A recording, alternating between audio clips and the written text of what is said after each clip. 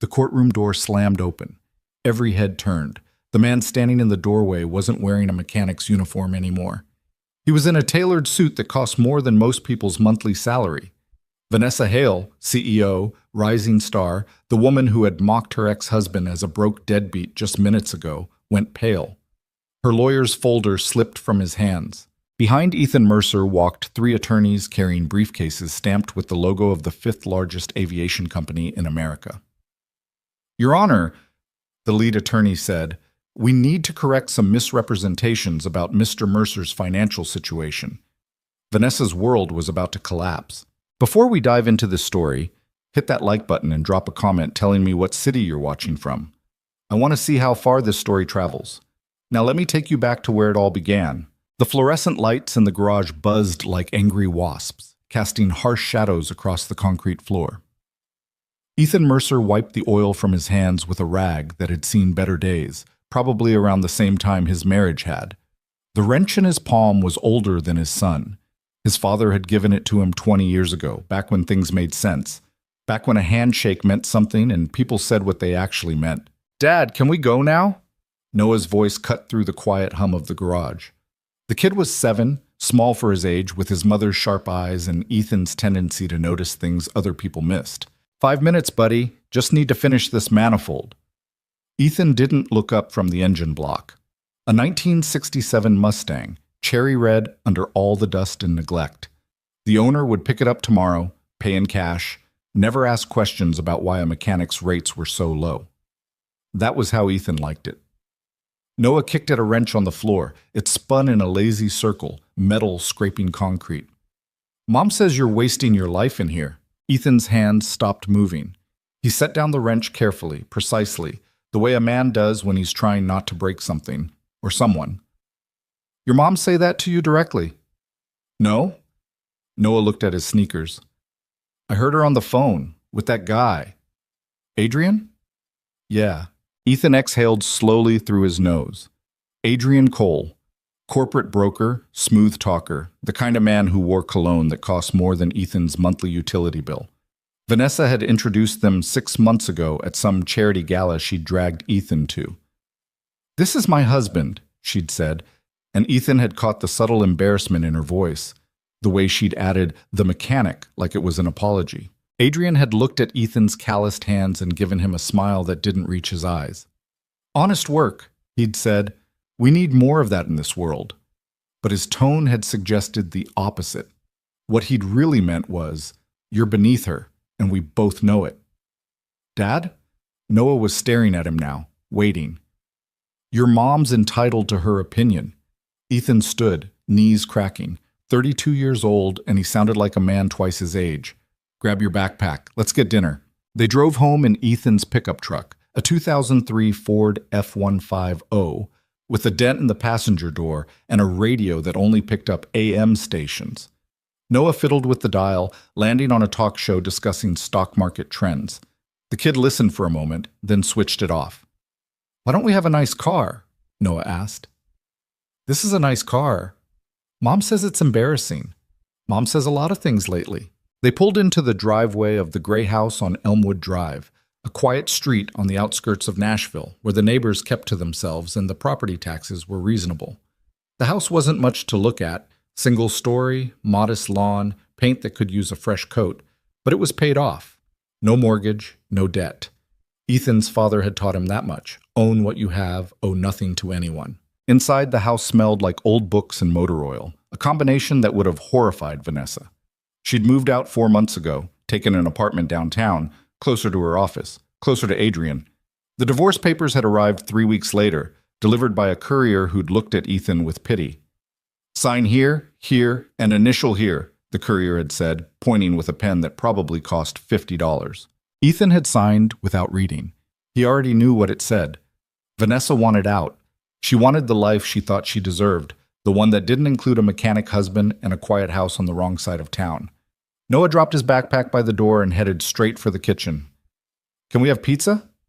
We had pizza yesterday. So? So we're having spaghetti. That's basically pizza without the crust. Ethan almost smiled. Almost.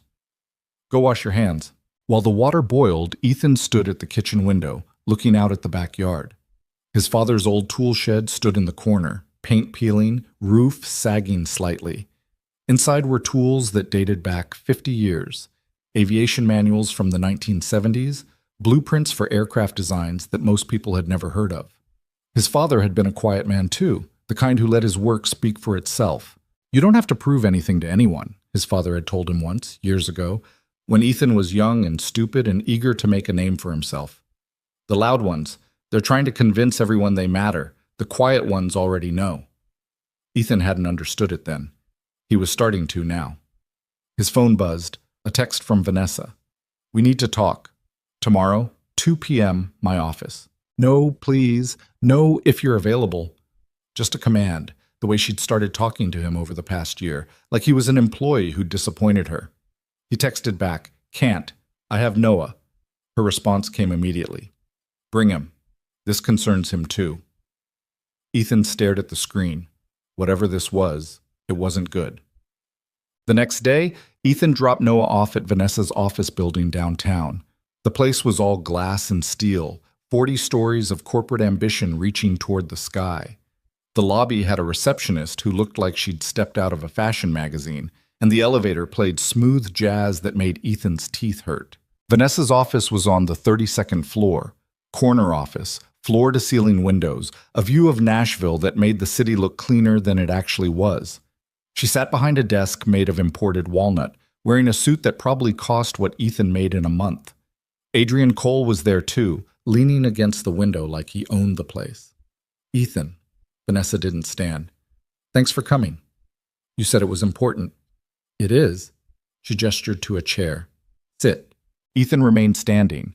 Noah sat on a leather couch against the wall, pulling out a handheld game device, trying to disappear into the furniture. Vanessa sighed, the kind of exaggerated exhale she used when she wanted everyone to know she was dealing with difficult people. "I'll get to the point. I'm filing for full custody of Noah."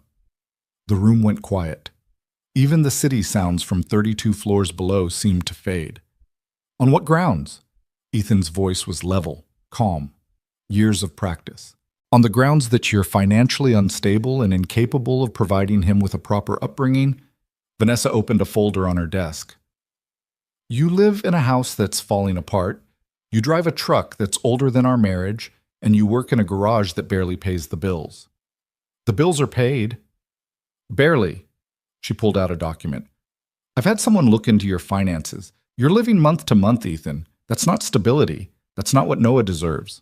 Adrian pushed off from the window, moving closer. "This isn't personal, Ethan. It's about the kid's future."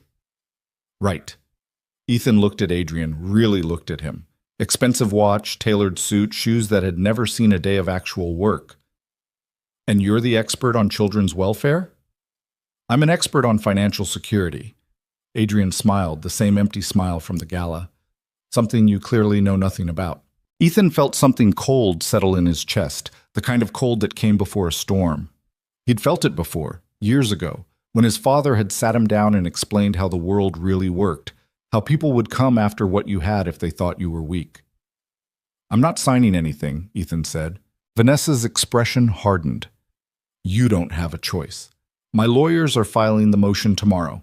The court date is set for 3 weeks from now." "And Ethan?" She leaned forward, elbows on the expensive desk. "You're going to lose. You know why? Because I can give Noah everything you can't. A good school, a stable home, opportunities. What can you give him? Oil stains and false promises?" Noah looked up from his game, eyes wide. Ethan walked to the couch, held out his hand.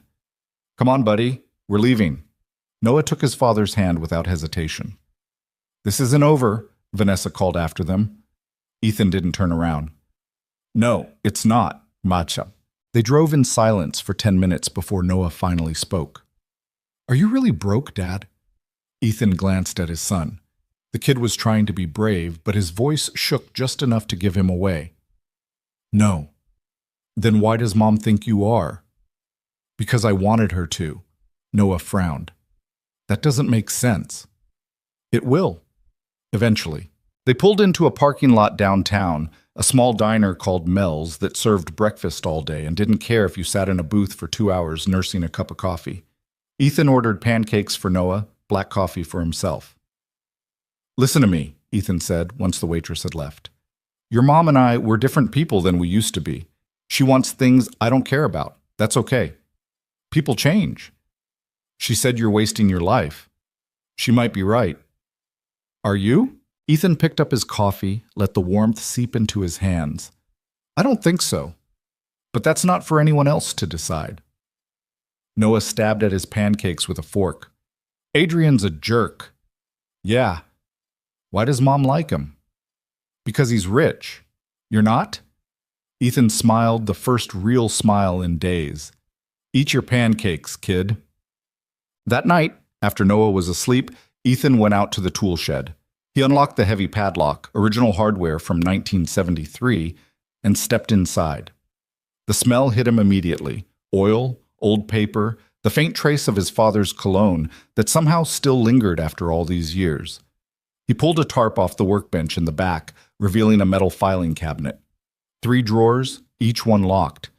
He opened the top drawer with a key he kept on a chain around his neck, hidden under his shirt. Inside were documents, lots of them.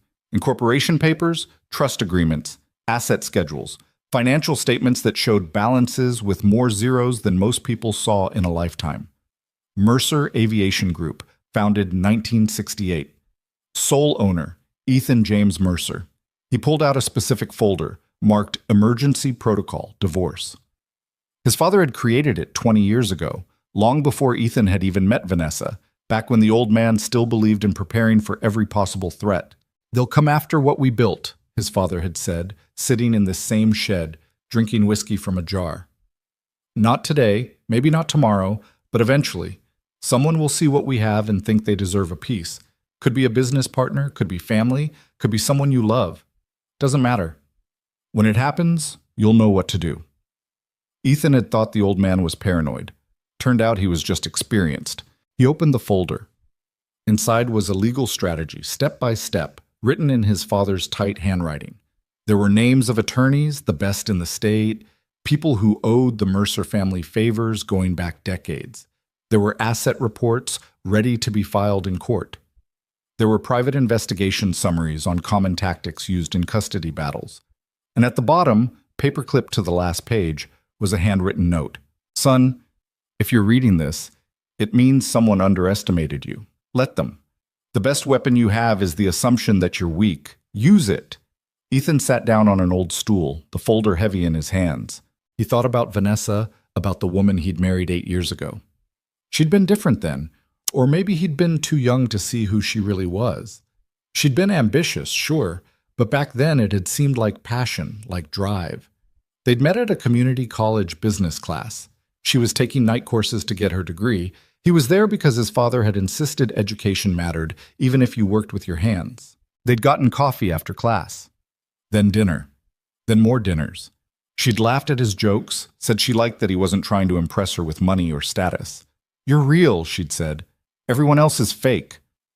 The wedding had been small. Her parents hadn't approved. "A mechanic?" her mother had said, not quite under her breath, but Vanessa had insisted.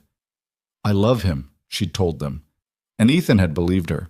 Maybe she'd believed it too back then. But people change. Vanessa got her degree, then an MBA, then a job at Hale & Associates, a commercial real estate firm that handled high-profile developments across the South. She was good at it too. Smart, ruthless when she needed to be, willing to work 80-hour weeks to close a deal. She started making more money. A lot more. And with the money came new friends, new circles, new expectations. Country club memberships, charity galas, business dinners where Ethan felt like an anthropological specimen, the blue-collar husband who didn't know which fork to use. "Why don't you wear the suit I bought you?" Vanessa had asked before one event. "Because I look like a kid playing dress-up." "You look fine." "I look like someone I'm not." She'd sighed, that same exasperated exhale from her office. "You could at least try." But trying meant pretending. And Ethan had learned early that pretending was exhausting. So he'd kept his garage, kept his truck, kept his quiet life. And Vanessa had kept climbing, kept reaching, kept looking for something he couldn't give her. Then Adrian had appeared. Ethan didn't know when it started exactly. 6 months ago? A year? Didn't matter. Adrian was everything Ethan wasn't. Polished, connected, wealthy in an obvious way. He drove a Mercedes, lived in a downtown loft, spoke 3 languages, and dropped references to European cities like they were gas stations. Vanessa had insisted Adrian was just a colleague, but Ethan had seen the way she smiled when Adrian texted, the way she checked her appearance before meetings with him, the way she started comparing their lives to his. Adrian's firm closed a $20 million deal today, she'd say over dinner. Good for Adrian. Don't you want more than this? Then what? This. She'd gesture around their kitchen, at the modest house, the simple life. Don't you want to build something, accomplish something? I'm raising our son. That's not enough, Ethan. And there it was. The truth she'd been dancing around for months. He wasn't enough. The life they'd built wasn't enough. She wanted more money, more status, more recognition. She wanted to be someone. She wanted Adrian. Ethan closed the folder and locked it back in the filing cabinet. He covered the cabinet with the tarp, locked the shed, and walked back to the house under a sky full of stars that didn't care about any of this. The next 3 weeks passed in a blur of legal preparations. Ethan hired the attorney his father had recommended, a woman named Margaret Chen, 60 years old, with a reputation for dismantling opposing counsel like she was taking apart a faulty engine. They think you're weak, Margaret said at their first meeting. She sat across from Ethan in a conference room that smelled like lemon polish. That's good. Let them keep thinking that. Until when? Until the hearing. Then we show them exactly who you are. She pulled out a legal pad. I need you to bring me everything. Every document in that filing cabinet, every asset report, every piece of evidence that proves you're not who they think you are. That'll expose everything. Yes. My father spent 40 years keeping this quiet. Your father didn't have someone trying to take his son. Margaret looked at him over her reading glasses. What matters more, Ethan? Your privacy or Noah? He didn't need to answer. Over the next 2 weeks, Margaret built a case that would have made his father proud. She compiled financial records showing Mercer Aviation Group's assets, 12 aircraft, 3 hangars across 2 states, contracts with regional airlines worth millions annually. She gathered tax returns, business filings, property deeds, all the proof that Ethan Mercer was not, in fact, a struggling mechanic living paycheck to paycheck. She also hired a private investigator to look into Adrian Cole. The investigator's report came back on a Tuesday afternoon. Ethan read it in his truck, parked outside Noah's school, waiting for pickup. Adrian Cole had a pattern. Over the past 10 years, he'd targeted 3 different women, all successful, all wealthy, or connected to wealth. He'd romance them, gain their trust, then slowly work his way into their business dealings. 2 of the relationships had ended in lawsuits. The 3rd woman had filed a restraining order. He wasn't interested in Vanessa. He was interested in what he thought she had access to. But Adrian had made a mistake. He'd assumed Vanessa knew about Ethan's money. He'd assumed she was hiding it, protecting it, keeping it from a divorce settlement. So Adrian had convinced her to file for divorce, to take full custody, to position herself as the stable parent while painting Ethan as destitute. The plan was simple. Once Vanessa had full custody, Adrian would marry her, position himself as Noah's stepfather, and eventually gain access to the family fortune he assumed existed. What Adrian didn't know was that Vanessa genuinely believed Ethan was broke. She'd never looked deeper, never questioned why a mechanic could afford a paid-off house, and never seemed stressed about money. She'd just assumed he was scraping by, too proud to admit it. Adrian had played her, and she'd let him. Ethan folded the report and put it in the glove compartment. Noah came running out of school, backpack bouncing, face bright. Dad, guess what? What? I got an A on my science project. That's great, buddy. They drove home, Noah chattering about experiments and volcanoes, and whether it was possible to make a rocket out of soda bottles. Ethan listened, made appropriate noises, tried not to think about the hearing scheduled for tomorrow. That night, he tucked Noah into bed, read him a chapter from a book about airplanes, and sat in the dark for a while after the kid fell asleep. I'm going to fix this, Ethan whispered to the quiet room. I promise. The courthouse was downtown, a stone building that looked like it had been there since Nashville was founded. Ethan arrived early, wearing the one good suit he owned. Not expensive, but clean and pressed. Margaret met him at the entrance. "Ready?" she asked. "No." "Good. Nervous is good. Keeps you sharp." They went through security, took the elevator to the 4th floor, found the courtroom. It was smaller than Ethan had expected, wood paneling and fluorescent lights and a smell like old paper. Vanessa was already there, sitting at the plaintiff's table with her legal team, 3 lawyers in suits that collectively cost more than a used car. Adrian sat behind her in the gallery, looking confident, like this was already won. Noah wasn't there. The judge had ruled that he didn't need to be present for the preliminary hearing.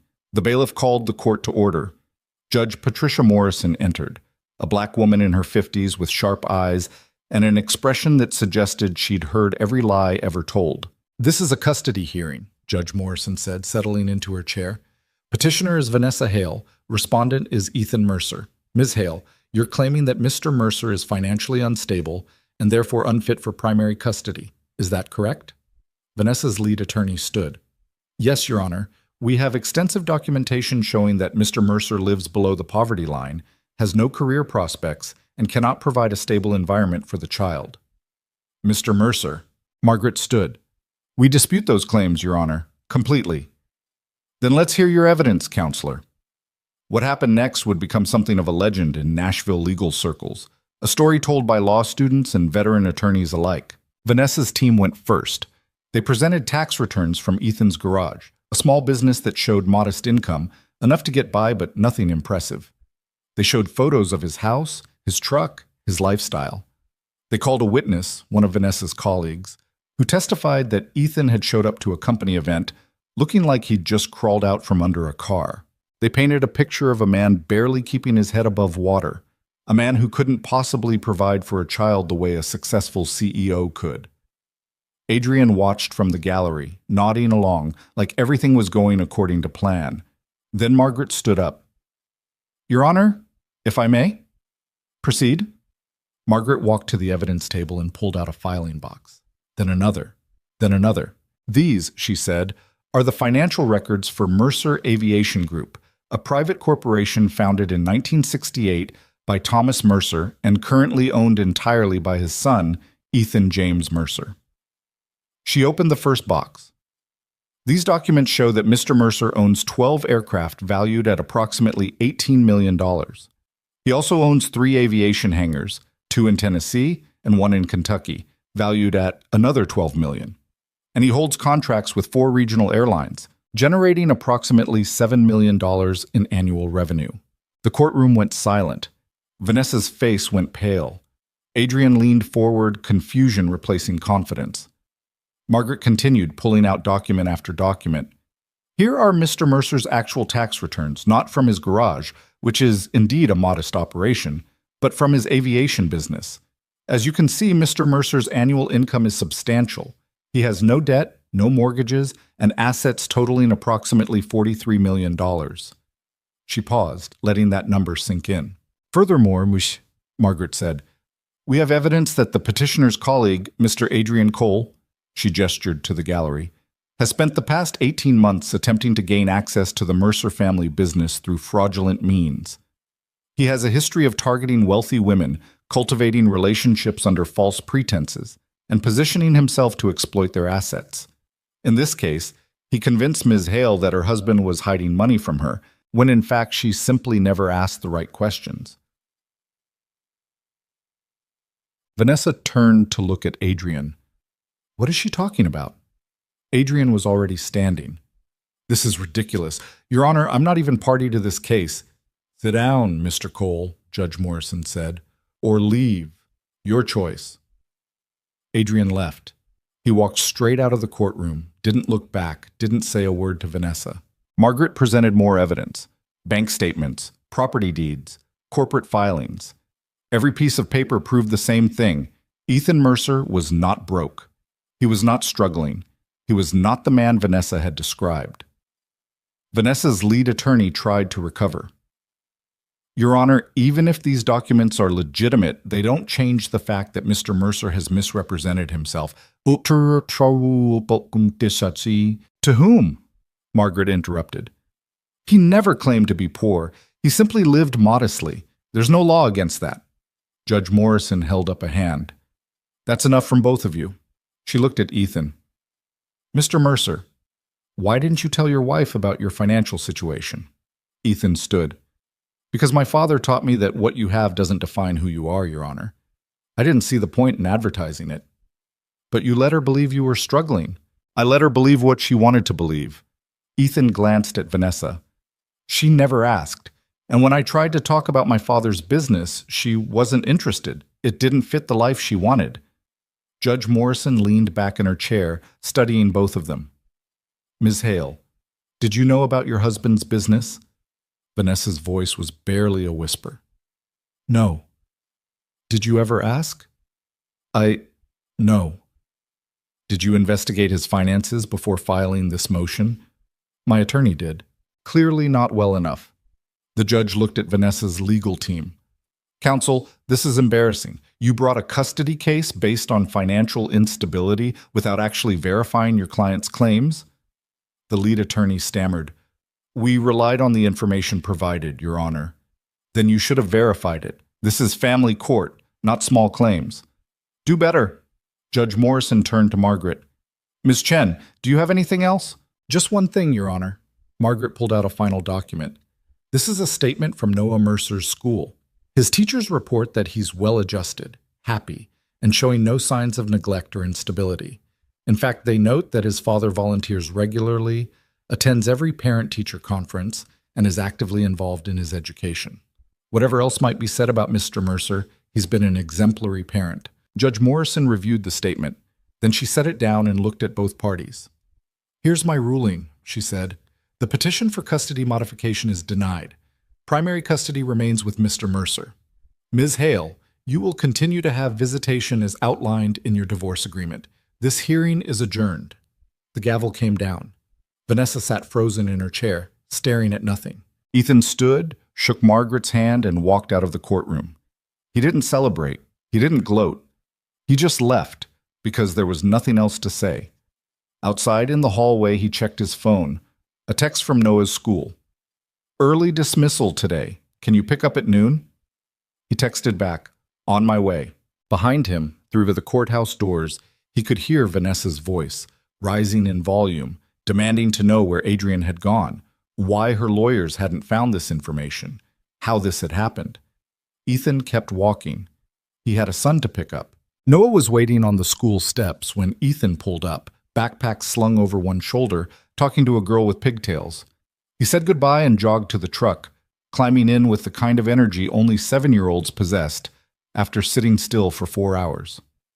Why'd they let us out early? Noah buckled his seatbelt. Teacher planning day. Ethan pulled away from the curb. Hungry? Always. They stopped at a sandwich shop, nothing fancy, just the kind of place with paper napkins and a menu board above the register. Noah ordered turkey with extra pickles.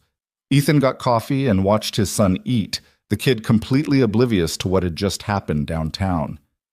Can we go to the shed today? Noah asked through a mouthful of sandwich. Maybe later. You always say that. Because you always ask. Noah swallowed. Grandpa's stuff is cool. You never show me anything anymore. Ethan took a drink of coffee, buying time. The shed had always been off limits, mostly. Noah had been inside a handful of times, seen the old tools, the dusty manuals, but never the filing cabinet, never the real secrets. Tell you what, Ethan said. Finish your homework first. Then we'll see. Deal. They drove home in comfortable silence, the kind that came from spending enough time together that talking wasn't always necessary. The gray house looked exactly the same as it had that morning. Paint still peeling, lawn still needing mowing. Nothing had changed, except everything had. Ethan's phone buzzed. A text from Margaret. Good work today. Call me tomorrow to discuss next steps. He deleted it. There wouldn't be next steps. The custody battle was over. Vanessa had lost. That should have felt like victory, but mostly it just felt tired. Another text came through, this one from a number he didn't recognize. We need to talk, please. V. He stared at it for a long moment, then set the phone face down on the kitchen counter. Noah disappeared into his room to tackle homework. Ethan stood at the kitchen sink, washing dishes that didn't really need washing, trying to process what had happened in that courtroom. Vanessa's face when Margaret had pulled out those documents, the way Adrian had just walked out, abandoning her without a word.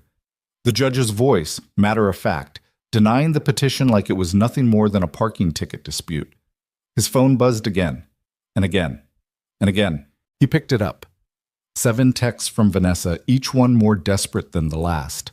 Please talk to me. I didn't know about Adrian. I need to understand what just happened. Why didn't you tell me? Ethan, please, I know I don't deserve it, but I need 5 minutes. Please. He typed back, not today. Her response was immediate. When? I don't know, Ethan. I'm begging you. He put the phone away and walked outside onto the back porch where the afternoon sun was starting to slant through the trees. The shed sat in the corner of the yard, patient and still, keeping its secrets the way it had for decades. His father had built that shed with his own hands, back in 1971, 2 years before Ethan was born. A man needs a place, his father had said, somewhere that's just his, somewhere he can think without the world pressing in. Ethan had asked once why he'd built it so far from the house, tucked back against the property line. Privacy, his father had said. Nobody needs to know your business unless you decide to tell them. The old man had been right about a lot of things. He'd built an aviation empire from nothing, started with 1 crop duster, a bank loan, and a willingness to work 18-hour days. By the time he died 5 years ago, Mercer Aviation Group was operating across 3 states, employing 47 people and turning profits that would have made most small businesses weep with envy. And through it all, Thomas Mercer had lived in the same modest house, driven the same practical vehicles, and never once felt the need to prove anything to anyone. They'll think you're small, he'd told Ethan during one of their last conversations. Let them. Small targets are harder to hit. Ethan hadn't understood the danger back then. He'd been 27, newly married, optimistic about the future. Vanessa had seemed different from the wealthy circles his father had warned him about. She'd come from a middle-class family, worked her way through college, earned everything she had. But people change. Or maybe they just reveal who they always were once the circumstances are right. The back door opened. Noah stuck his head out. I'm done with homework. Can we go to the shed now? Ethan looked at his son, small for his age, but smart, perceptive in ways that sometimes caught Ethan off guard. The kid had his mother's ambition, but his grandfather's patience. That was a good combination. Maybe the best. Yeah, Ethan said. Let's go. They walked across the yard together. Ethan unlocked the shed, and the familiar smell washed over them, oil and old paper and history.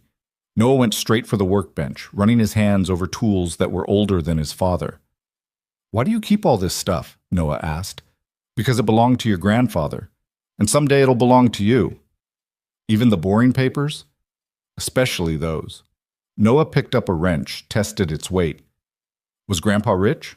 The question landed like a stone in still water. Why do you ask? Mom said you were lying about being poor, in the car yesterday on the phone. She told someone you'd been lying the whole time. Ethan sat down on an old stool. Your grandfather built a good business. He was smart with money, but he didn't live like he was rich. Why not? Because he knew that once people know what you have, they start thinking they deserve a piece of it. They start looking at you different, treating you different. Noah set down the wrench. Is that why you don't tell people? Yeah. Does Mom know now? She does? Is she mad? Ethan almost laughed. Mad didn't begin to cover it. She's confused and probably angry, but mostly at herself. Noah climbed up onto the workbench, legs dangling. Adrian left, didn't he? How do you know that?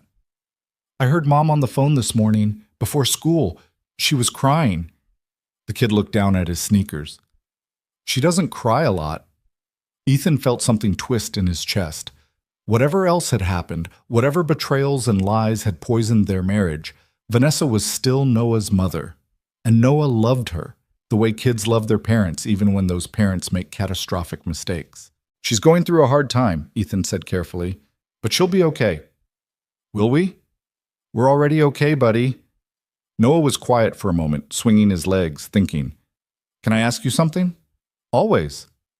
If you have all this money, why do we live like we don't? It was the question Ethan had been avoiding, the one he'd known would come eventually. He could have given Noah some easy answer, some simplified version of his father's philosophy, but the kid deserved better than that. "Come here," Ethan said. Noah hopped down from the workbench. Ethan walked to the filing cabinet, unlocked it, and pulled out a photograph. It showed a younger Thomas Mercer standing in front of a small airplane, oil-stained coveralls, wrench in hand, grinning at the camera like he'd just won the lottery. "That's Grandpa's first plane," Ethan said. 1968. He bought it for $8,000, which was everything he had. People told him he was crazy, said crop dusting was a dead-end business, that he'd lose his shirt. Noah studied the photo. But he didn't. No, he worked that plane 18 hours a day during harvest season, saved every penny, bought a second plane 2 years later, then a third, built hangars, hired pilots, expanded into cargo transport. By the time I was your age, he had 15 aircraft and contracts across the South. So he got rich. He built something, Ethan corrected. There's a difference. Getting rich is about the money. Building something is about what you create, what you leave behind. Noah traced his finger over the photograph. What did he leave behind? A business that employs people. Families that depend on those jobs. A legacy that means something. Ethan put the photo back in the cabinet. And he left me a choice. I could either show everyone what we had, make noise, live big, or I could keep doing what he did, work hard, stay quiet, protect what matters. Which did you choose? The quiet one. Why?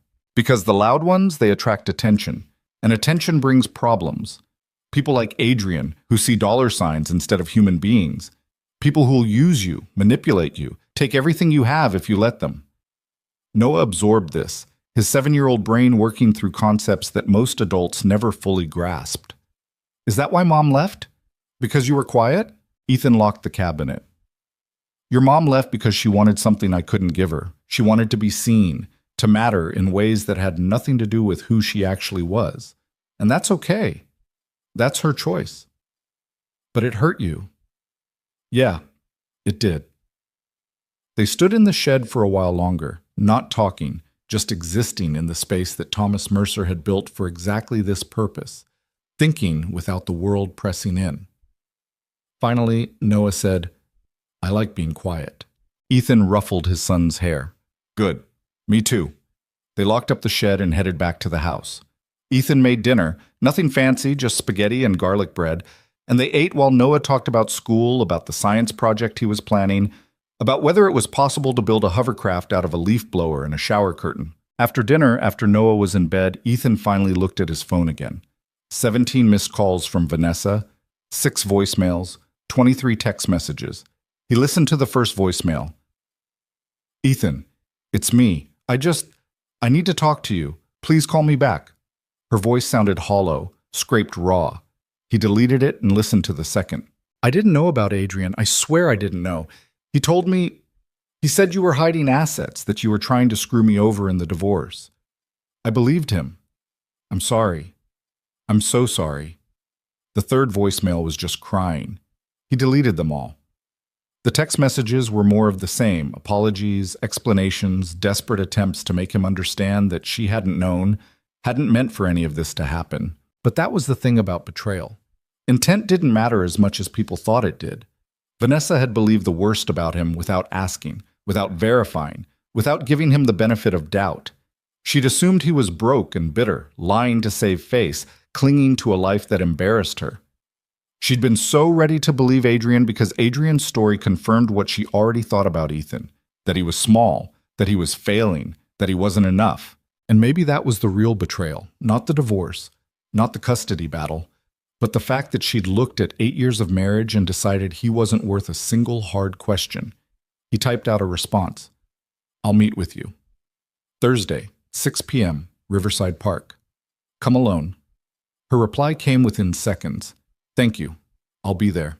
He set down the phone and sat in the dark living room, listening to the house settle around him. Somewhere down the hall, Noah was asleep, safe, unaware of the adult complications swirling around his life. Ethan had won the custody battle. He'd protected his son, exposed Adrian's scheme, proven that he was exactly as capable as he'd always been. So why did it feel like losing? The next 2 days passed in a blur of normalcy. Ethan worked in the garage, fixed a transmission, replaced brake pads on a Honda that had seen better days. Noah went to school, came home, did homework, played in the backyard.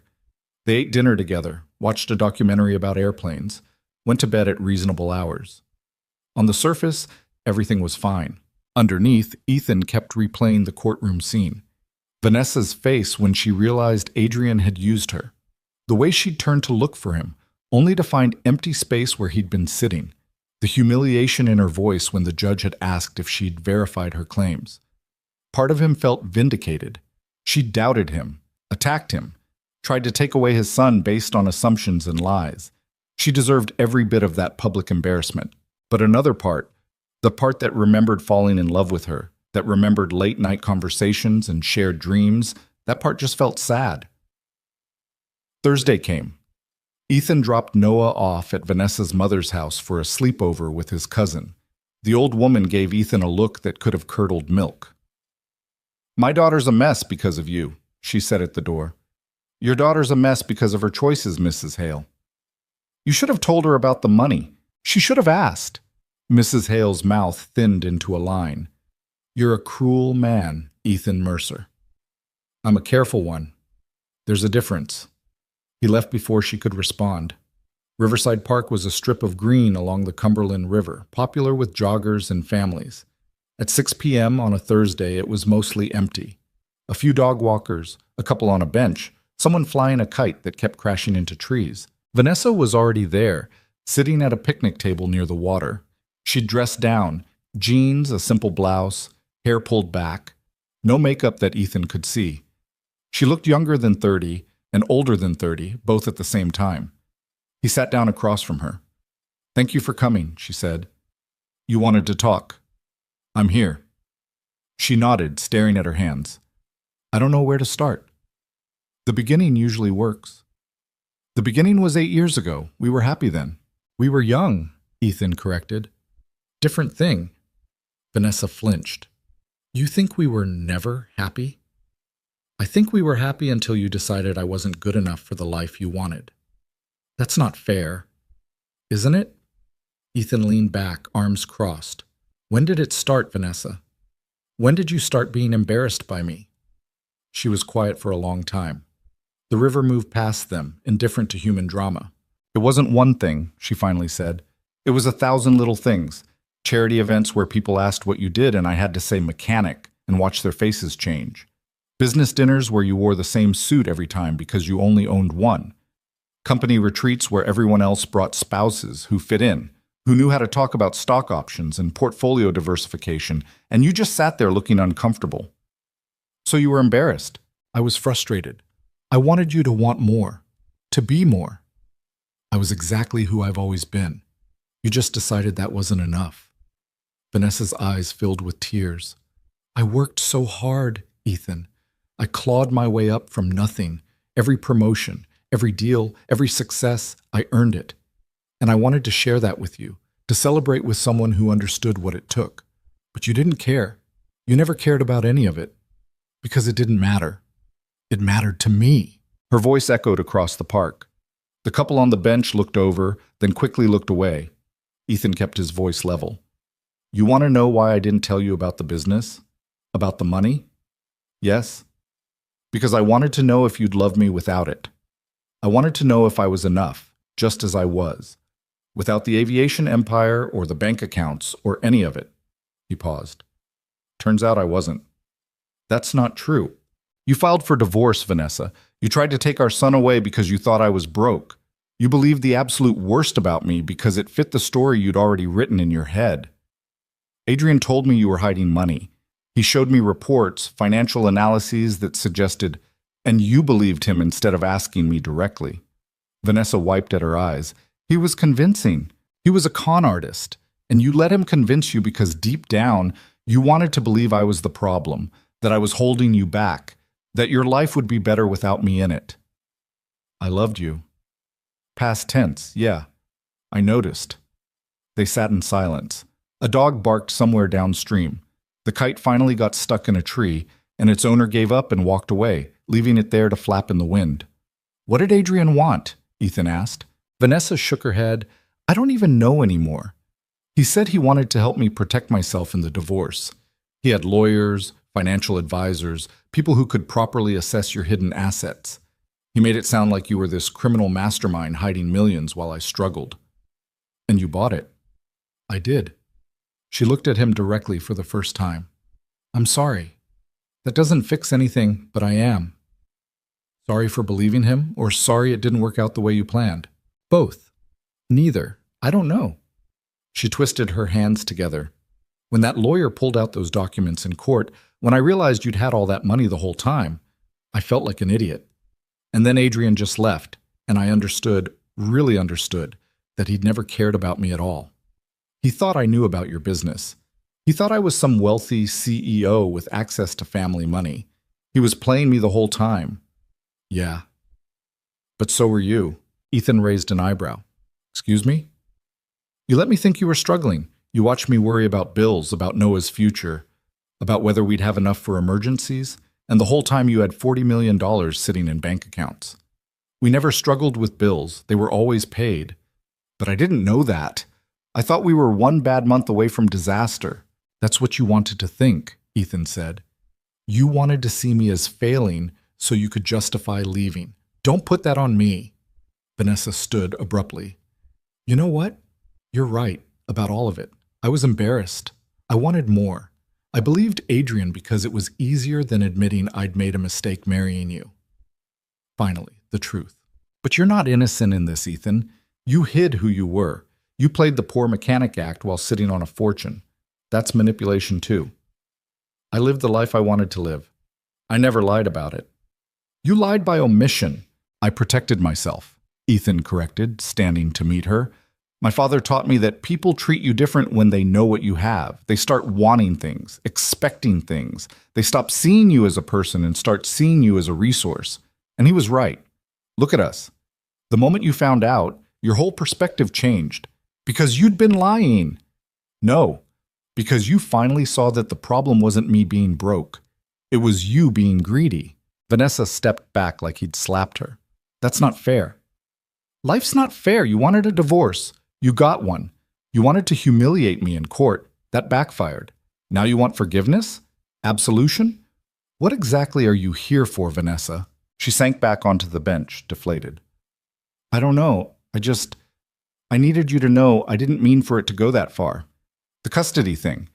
Adrian pushed for it. He said it would give us leverage, that you'd have to negotiate, reveal your assets to keep Noah. So you were willing to use our son as a bargaining chip. I thought I was protecting him from poverty. He was never in poverty. You just refused to see that. Vanessa buried her face in her hands. Her shoulders shook. Ethan watched her cry and felt nothing. No satisfaction, no sympathy, just a deep, bone-tired exhaustion.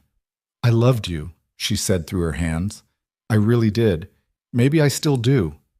I don't know anymore. You loved who you thought I was, Ethan said. When I turned out to be someone different, someone who didn't fit your plan, you decided to trade me in. That's fine. People make choices. But don't sit here and pretend this was all Adrian's fault. You made every decision that led us here. She looked up at him, mascara running despite the lack of makeup he'd thought she was wearing. What happens now? Noah lives with me. You get visitation, same as before. We co-parent like adults. That's it? What else is there? I don't know, closure, understanding. We understand each other just fine now, Ethan said. Maybe for the first time. He turned to walk away. Ethan, wait. He stopped but didn't turn around. Does Noah know? About the money? He knows enough. Will you tell him about Adrian, about what I did? He already knows you tried to take him away from me. Kids aren't stupid, Vanessa. They hear things. They understand more than we think. I don't want him to hate me. Then be a better mother than you were a wife. He walked away, leaving her sitting at the picnic table by the river. He didn't look back. There wasn't any point. When he got home, he called Mrs. Hale and asked to pick up Noah early. It's barely 7, she protested. I know, I miss my kid. There was a pause. Vanessa called me. She's upset. She'll survive. You're really not going to forgive her? I already did, Ethan said. That doesn't mean I'm going to forget. He picked up Noah 20 minutes later. The kid was in the middle of a video game battle with his cousin, but abandoned it immediately when Ethan arrived. "You're early," Noah said, grabbing his backpack. "Change of plans." They drove home with the windows down, warm evening air rushing through the cab. Noah fiddled with the radio, found a station playing old country music, left it there. "Did you talk to Mom?" he asked. "Yeah." "Is she okay?" "She will be." Noah was quiet for a minute. "Is she going to keep trying to take me away?" "No, that's done." "Promise?" Ethan glanced at his son. "Promise." They pulled into the driveway. The gray house looked the same as always, modest, weathered, home. Ethan killed the engine and they sat there for a moment, listening to the truck tick as it cooled. "Dad?" "Yeah?" "Can I see the planes sometime? The real ones, not just pictures?" Ethan smiled. "Yeah, we can do that." "When?" "Soon." "You always say that." "This time I mean it." They went inside and Noah headed straight for the shower, trailing dirt from his cousin's backyard across the hallway. Ethan didn't bother mentioning it. Some messes weren't worth the energy. He sat at the kitchen table and pulled out his phone, scrolling through emails he'd been ignoring for days. Most were routine: invoices from suppliers, maintenance schedules for aircraft, a request from one of his hangar managers about upgrading security systems. Nothing urgent, nothing that couldn't wait. One email stood out. The sender was listed as A. Cole with no subject line. Ethan stared at it for a long moment before opening it. "You think you won. You didn't. This isn't over." That was it. 10 words and a threat that didn't specify what it was threatening. Ethan deleted it and blocked the address. Adrian Cole was done. Whatever game he'd been playing had ended the moment he walked out of that courtroom. Men like Adrian moved on quickly when a con collapsed. There were always more marks, more opportunities, more wealthy women to manipulate. Except something about the email bothered him. Adrian hadn't struck Ethan as the type to make empty threats. He was too calculated, too strategic. Everything he did served a purpose. So what was the purpose of that email? Ethan forwarded it to Margaret Chen with a brief message. "Received this today. Thought you should know." Her response came back within minutes. "I'll look into it. In the meantime, keep records of any contact he attempts." Noah emerged from the shower wearing pajamas that were getting too small, sleeves riding up his arms. The kid was growing faster than Ethan could keep up with. "What are you doing?" Noah asked, peering over Ethan's shoulder at the phone. "Work stuff." "Is it about the planes?" "Sort of." Noah climbed into the chair next to him. "When can we see them? The real planes, not just the shed stuff." Ethan set down his phone. "You really want to?" "Yeah, I mean, if Grandpa built all that, I should probably know what it looks like, right?" The kid had a point. Thomas Mercer had spent 40 years building something meaningful, and Noah was the only family left to inherit it. At some point, he'd need to understand what that meant. "This weekend," Ethan said, "Saturday morning. We'll drive down to the hangar." Noah's face lit up. "Really? Really? Can I sit in the cockpit?" "We'll see." "That's adult for probably not." "That's adult for we'll see." Noah grinned and headed off to bed without argument, which was unusual enough that Ethan almost checked if the kid had a fever. But he let it go. Some victories didn't need examination. After Noah was asleep, Ethan sat on the back porch with a beer he didn't really want, looking at the shed. The door was locked, the secrets inside safe for another night. But the email from Adrian kept nagging at him. This isn't over. What wasn't over? The custody battle was decided. Vanessa had her answer. Adrian's scheme had been exposed. There was nothing left to fight over, unless Adrian knew something Ethan didn't. He pulled out his phone and called Margaret. She answered on the second ring. "I was just about to call you." "What did you find?"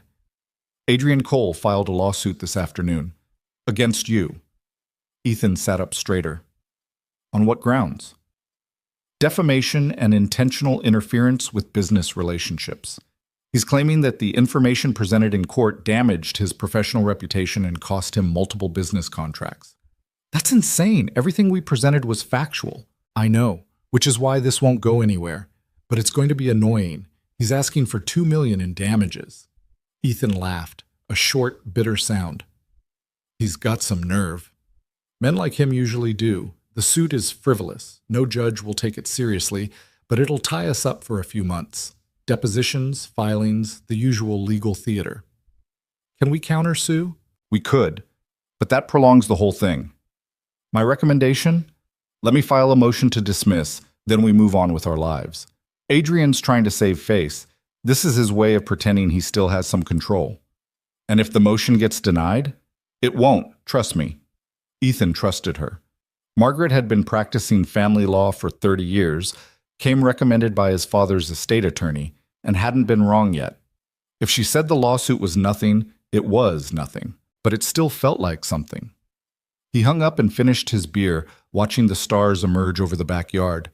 The night was quiet except for crickets and the distant sound of traffic on the main road. Peaceful. The kind of peace that made you suspicious when everything else was chaos.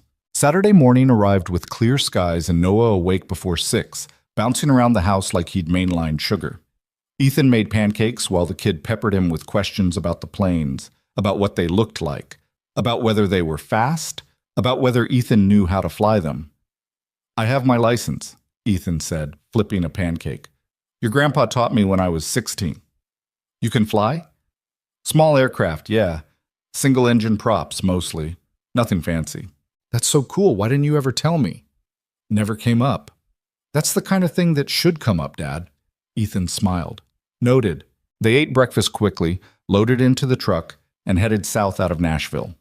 The drive took about 40 minutes, winding through countryside that gradually transitioned from suburban sprawl to open farmland. The hangar was located near a small municipal airport, the kind of place that catered to private pilots and cargo operations rather than commercial flights. Ethan pulled off the main road onto a gravel drive marked by a weathered sign. Mercer Aviation, private property. Noah pressed his face against the window. This is it? This is one of them.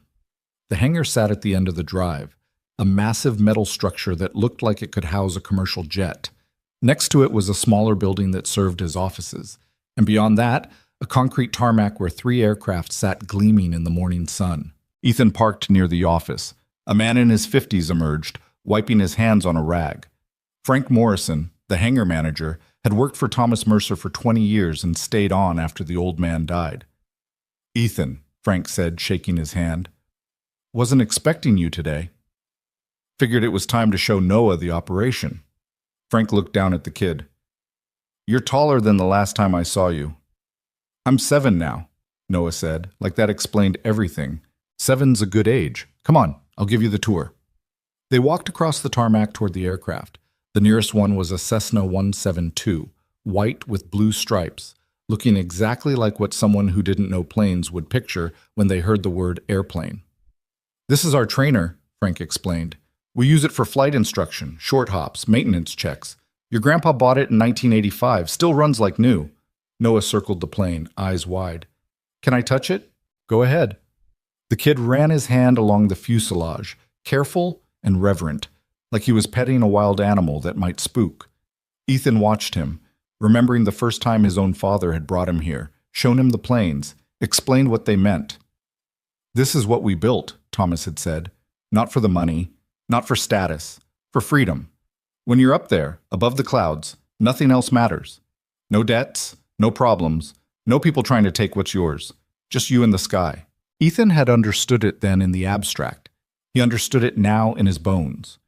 They moved to the second aircraft, a larger twin-engine Piper Navajo used for cargo transport. Frank opened the cargo door and let Noah climb inside, showing him how the seats folded down, how the tie-down straps worked, how the weight had to be distributed carefully for safe flight. The third aircraft was the crown jewel, a Beechcraft King Air, sleek and expensive, the kind of plane that made people look twice. This one's for the high-paying clients, Frank said. Corporate executives, time-sensitive cargo, medical transports, seats 8, cruises at 300 knots, and costs about as much per hour to operate as most people make in a week. Noah let out a low whistle. How much does it cost to buy one? About $3 million. Dad, you have one of these? Your grandpa did. Now we do. Noah looked at Ethan with an expression that was part awe, part confusion. Why don't you fly it around all the time? Because it's a tool, not a toy. We use it when clients need it. Rest of the time it sits here, ready. They spent the next hour touring the hangar, looking at maintenance equipment, spare parts, the small fleet of vehicles used for ground operations. Frank explained how the business worked: contracts with regional airlines for cargo transport, flight training for new pilots, maintenance services for private owners who kept their aircraft here. "We clear about $4 million a year in profit," Frank said quietly, when Noah was distracted by a mechanic working on an engine. "After salaries, maintenance, fuel, insurance, all of it. Your dad doesn't take much out for himself. Most of it gets reinvested." "He doesn't need it," Ethan said. "Nobody needs $4 million a year, but it's nice to have options." They finished the tour and ended up in the office, a modest space with filing cabinets, a desk covered in paperwork, and a wall of photographs showing aircraft from over the decades. Noah found a picture of Thomas Mercer standing next to the original crop duster, the one from the photograph in the shed. "That's Grandpa." "That's him," Ethan confirmed. "He looks like you. Or I look like him." Noah studied the photograph. "Do you miss him?" The question caught Ethan off guard. They didn't talk about Thomas much. It had been 5 years since the old man died, and Noah had only been 2, barely old enough to remember him. "Every day," Ethan said. "What was he like?" Frank answered before Ethan could. "He was the kind of man who kept his word. Didn't matter if it cost him, didn't matter if it was inconvenient. If Tom Mercer said he'd do something, it got done." "Was he nice?" "He was fair," Frank said, "which is better than nice." They left the hangar around noon, Noah full of questions about how planes worked, whether Ethan would teach him to fly someday, whether the business would be his when he grew up. "If you want it," Ethan said. "Do you want it?" "I want you to have choices. Your grandpa built this so we'd never be trapped, never be dependent on anyone else. Whether you run the business or sell it or turn it into something completely different, that's up to you." Noah thought about this. "What if I just want to be a mechanic like you?" "Then you'll be a mechanic. Nothing wrong with that." "But you're not really a mechanic." "Sure I am. I fix engines. That's the definition." "But you own planes and stuff." "Doesn't change what I do with my hands." They stopped for lunch at a diner off the highway, the kind of place with cracked vinyl booths and a waitress who called everyone unknown. Noah ordered a burger with fries and talked non-stop about the King Air, about how fast it could go, about whether it was possible to fly all the way to California without stopping. Ethan's phone buzzed. A text from Margaret. "Motion to dismiss filed. Court date set for 3 weeks from now. I'll handle it. Don't worry." He wasn't worried. Adrian's lawsuit was theater, nothing more. But it nagged at him anyway, the way a loose tooth nagged even when you knew it would eventually fall out. They finished lunch and headed home. Noah fell asleep in the passenger seat, head against the window, exhausted from the excitement. Ethan drove in silence, one hand on the wheel, watching the road unroll ahead of him. When they got home, Vanessa's car was in the driveway. Ethan's jaw tightened. They had an agreement. She was supposed to call before showing up, supposed to schedule visits through him. Showing up unannounced violated that. He parked behind her car, trapping it in. Noah woke up, saw his mother's vehicle, and his expression went carefully neutral. "Did you know she was coming?" Noah asked. "No." "Should I go inside?" "Yeah, I'll handle this." Noah grabbed his backpack and went into the house without looking at his mother's car. Smart kid. Ethan walked to the driver's side. Vanessa rolled down the window. Her eyes were red, puffy. She'd been crying again. "What are you doing here?" Ethan asked. "I needed to see you." "We have a schedule. You're supposed to call first." "I know. I'm sorry. I didn't know where else to go." "That's not my problem anymore." She flinched. "Can we talk? Please? 5 minutes. Ethan looked at the house, where Noah was probably watching from a window, then back at Vanessa. 5 minutes. Out here." She got out of the car. She looked terrible. Wrinkled clothes, hair unwashed, the kind of disheveled that came from not sleeping for days. "Adrian's suing you," she said. "I know." "It's my fault. I should have seen what he was. I should have—" "Vanessa, I don't care about Adrian's lawsuit. It's going to get dismissed. What I care about is you showing up at my house without calling. Don't do it again." "I lost my job." That stopped him. "What?" "They fired me this morning. Said the scandal from the custody hearing reflected poorly on the firm. Said clients were uncomfortable working with me." Her voice cracked. "Ethan, I have nothing. No job, no savings, no—" Adrian cleaned out my accounts. He had access to everything. I'm broke. Ethan stared at her. Part of him wanted to feel satisfaction, poetic justice, karma, whatever you wanted to call it. She tried to destroy him financially, and now she was the one destroyed. But mostly, he just felt tired. You need to leave, he said. I don't have anywhere to go. That's not my problem. Ethan, please. I know I don't deserve help, but you're right. You don't. I'm Noah's mother, and you'll always be his mother, but you're not my responsibility anymore. You made that choice. Vanessa's face crumpled. I made a mistake, a huge, terrible mistake, and I'm sorry. I'm so sorry. Sorry doesn't pay your bills. I'm not asking for money. I'm asking for, I don't know, advice. Help figuring out what to do next. You're good at this stuff, at surviving, at being poor. Ethan's voice was cold. Isn't that what you called it? My fake mechanic lifestyle? I was wrong. Yeah, you were. He turned to walk away. Wait. Vanessa grabbed his arm. Just wait, please. Ethan looked at her hand on his arm, then at her face. She let go. What do you want from me? He asked. I don't know. Forgiveness? A second chance? Some sign that I'm not a complete failure as a human being? I can't give you any of that. Can't or won't. Both. Vanessa wrapped her arms around herself, shaking despite the warm afternoon. Noah's going to hate me. Probably. Can you at least tell him I'm trying? That I didn't mean for any of this to happen? He's 7, Vanessa. He doesn't care about your intentions. He cares that you tried to take him away from his dad. I was trying to protect him. From what? A stable home? A parent who actually shows up? That hit her like a physical blow. She stepped back, unsteady on her feet. Ethan felt a flicker of something, not quite guilt, but close. He was being cruel, saying things designed to hurt. That wasn't who he wanted to be. He exhaled slowly. Look, I'm sorry you lost your job. I'm sorry Adrian screwed you over, but I can't fix this for you. You made choices, and choices have consequences. I know. You want advice? Get a lawyer. File a police report about Adrian stealing from you. Find a new job. Figure out your life. But don't come here expecting me to save you. I'm not expecting... You are. That's exactly what you're doing, and I'm telling you it's not going to happen. Vanessa nodded slowly, tears streaming down her face. Okay.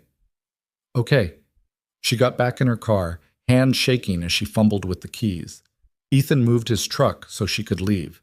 She pulled out of the driveway without looking at him, tires crunching on gravel, and disappeared down the street. Ethan stood there for a minute, feeling like he'd just kicked a dog. But what was he supposed to do?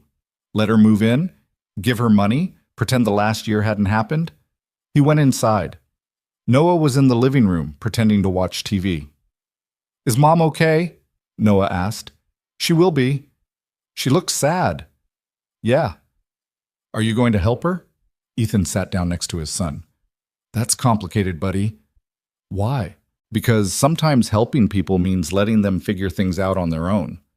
Noah absorbed this, staring at the TV without really watching. I don't want her to be sad. I know, me neither. But you're still mad at her. Yeah. Can you be both? Mad and not wanting someone to be sad? Ethan put his arm around Noah's shoulders.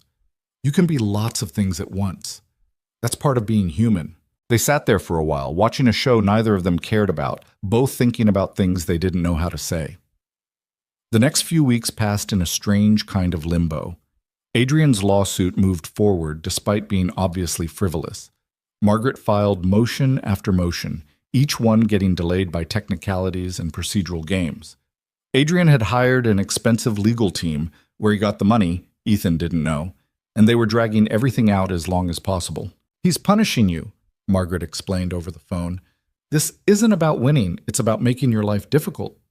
So what do? We wait. Eventually a judge will see through it and dismiss, but it'll take time. Time. The one thing Adrian apparently had plenty of. Vanessa texted occasionally, always brief messages about picking up Noah or dropping him off. She'd found a job, not in real estate, but waiting tables at a restaurant downtown. The pay was terrible, but it was something. She'd moved in with her mother, a living situation that clearly made both of them miserable based on the few details Noah let slip. "Grandma keeps asking Mom why she married you," Noah said one night over dinner. "What does your mom say?" "That she was young and stupid." Ethan set down his fork. "That's not a nice thing to say." "Grandma said it first. Mom just agreed." "Well, it's still not nice." "Were you young and stupid?" "I was young. Can't speak to the other part." Noah smiled despite himself. "Do you wish you didn't marry her?" That was a harder question. If Ethan said yes, he was essentially saying he wished Noah didn't exist. But if he said no, he was lying. "I don't regret having you," Ethan said finally. "Everything else is complicated." "Adults say that a lot. It's complicated." "That's because it usually is."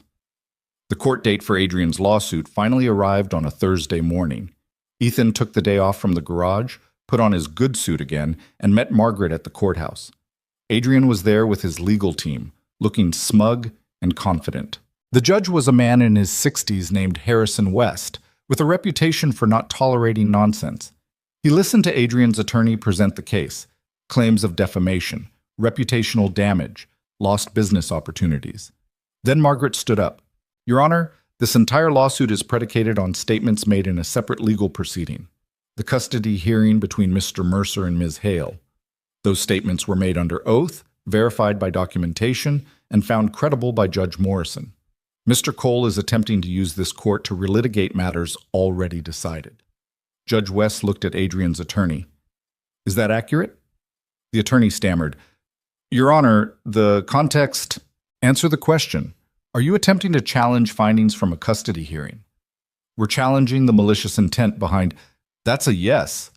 Judge West flipped through the case file. "Counselor, defamation requires false statements. Everything presented in the custody hearing was factual. Your client has a documented history of targeting wealthy women. That's not defamation. That's truth." "But, Your Honor—" "Motion to dismiss granted. Mr. Cole, if you waste this court's time again, I'll sanction you for frivolous litigation. We're done here." The gavel came down. Adrian's face went red. He stood, pushing back his chair hard enough that it toppled over. "This is bullshit." "Mr. Cole, do not test me," Judge West warned. "You're all corrupt. This whole system. Bailiff, escort Mr. Cole from my courtroom." Adrian was still shouting as security let him out, his attorneys scrambling to gather their materials and distance themselves from the spectacle. Ethan watched it happen with a strange sense of detachment. This was supposed to feel like winning, but mostly it just felt like watching a train wreck in slow motion. Outside the courthouse, Margaret shook his hand. "That's done. He can appeal, but it won't go anywhere." "Thanks for everything. Just doing my job." She paused. "How's Noah handling all this?" "As well as can be expected." "And Vanessa?" "Not my concern." Margaret gave him a look that suggested she didn't quite believe that, but she let it drop. "Take care of yourself, Ethan." He drove home, picked up Noah from school, and tried to return to normal life. But normal kept shifting, kept refusing to settle into anything stable. That night, after Noah was asleep, Ethan got a call from an unknown number. He almost didn't answer, but something made him pick up. "Hello?" "Mr. Mercer?" A woman's voice, professional, unfamiliar. "Yeah. This is Dr. Sarah Chen from Vanderbilt Medical Center. Your ex-wife, Vanessa Hale, was brought in this evening. She listed you as her emergency contact." Ethan's stomach dropped. "What happened?" "She was in a car accident. Nothing life-threatening, but she's being held for observation. Possible concussion, some bruising. She's asking for you." "I'll be there in 20 minutes." He called Mrs. Hale, asked her to come stay with Noah. She arrived within 10 minutes, asked no questions, just nodded and went inside. The drive to the hospital felt surreal, like something happening to someone else. Ethan kept thinking about Vanessa crying in her car, about the broken look on her face when he'd told her he wouldn't help. He found her in a room on the 3rd floor, awake but groggy, with a bandage on her forehead and her left arm in a sling. "Hey," she said when she saw him. "Hey yourself, what happened?" "I don't really remember. I was driving home from work and then I wasn't. They said someone ran a red light." "The other driver?" "Took off, hit and run." She tried to sit up, winced, gave up. I'm sorry they called you. I meant to change my emergency contact. It's fine. No, it's not. You made it clear you're done with me. You shouldn't have to deal with this. Ethan pulled up a chair and sat down. You look terrible. Thanks. You really know how to make a girl feel special. Despite everything, he almost smiled. The doctor said you'll be okay. Yeah, they want to keep me overnight, make sure I don't have a brain bleed or whatever. Then I can go home. Your mom's place? Yeah. They sat in silence for a while. Hospital sounds filtered through the door, beeping machines, distant conversations, the squeak of shoes on linoleum. I meant what I said before, Ethan finally offered. I can't fix your life for you. I know. But I don't want you dead either. Vanessa laughed, then regretted it, holding her ribs. Well, that's something. You need to be more careful. Says the guy who works with heavy machinery every day. I am careful. You're paranoid. There's a difference. My paranoia keeps me alive. She looked at him, really looked at him, and something in her expression softened. I miss this. Just talking like normal people. We were never normal people. No, I guess not. A nurse came in to check vitals, gave Ethan a curious look, then left. Does Noah know? Vanessa asked. Not yet. I'll tell him tomorrow. He doesn't need to worry about me. He's going to anyway. He's your kid. He's your kid. I'm just the woman who screwed everything up. Don't do that. Do what? Wallow. It's annoying. Vanessa's eyes flashed. I'm lying in a hospital bed with a concussion. I think I've earned some wallowing. Fine. Wallow away. They glared at each other for a moment, then both looked away. Ethan stood. I should go. Noah's with your mom. Wait. Vanessa reached out with her good arm. Can you stay, just for a little while? I don't want to be alone. Everything in Ethan's brain screamed that this was a bad idea, that staying would send the wrong message, create false hope, blur lines that needed to stay clear. But he sat back down anyway. Okay, I'll stay. They sat in silence for nearly an hour, the only sounds coming from the hospital hallway and the rhythmic beeping of the monitor tracking Vanessa's vitals. She dozed off twice, jerking awake each time like she'd forgotten where she was. Ethan stayed in the chair, scrolling through his phone without really reading anything, just present because she'd asked him to be. Around 11, a different nurse came in with medication. Vanessa swallowed the pills without asking what they were, which seemed reckless but typical. You should go home, she said after the nurse left. Noah needs you in the morning. He's fine with your mom. She hates you. The feeling's mutual. Vanessa smiled despite the obvious pain it caused her face. She thinks you trapped me, got me pregnant on purpose to lock me down. I was there, pretty sure it took 2 people. Try telling her that. Vanessa shifted in the bed, trying to find a position that didn't hurt. She wanted me to marry Bradley Sutton. Remember him? Vaguely. Rich kid, right? His dad owned half of Franklin? 3/4 of Franklin. Bradley was going to law school, had his whole life mapped out. Partner at his dad's firm by 30, state legislature by 40, senator by 50. Sounds thrilling. It would have been safe, predictable. She looked at Ethan. I chose you instead. Chose the guy who fixed cars and didn't care about impressing anyone. My mom never forgave me for it. And now she gets to say she was right all along. Yeah, she's been saying it a lot lately. Ethan stood and stretched, his back cracking. I'm going to get coffee. You want anything?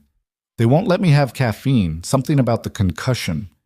So that's a yes to smuggling you coffee? That's a yes. He found a vending machine down the hall that dispensed something approximating coffee, bought 2 cups, and headed back. When he rounded the corner, he saw Adrian Cole standing outside Vanessa's room, hand on the door handle.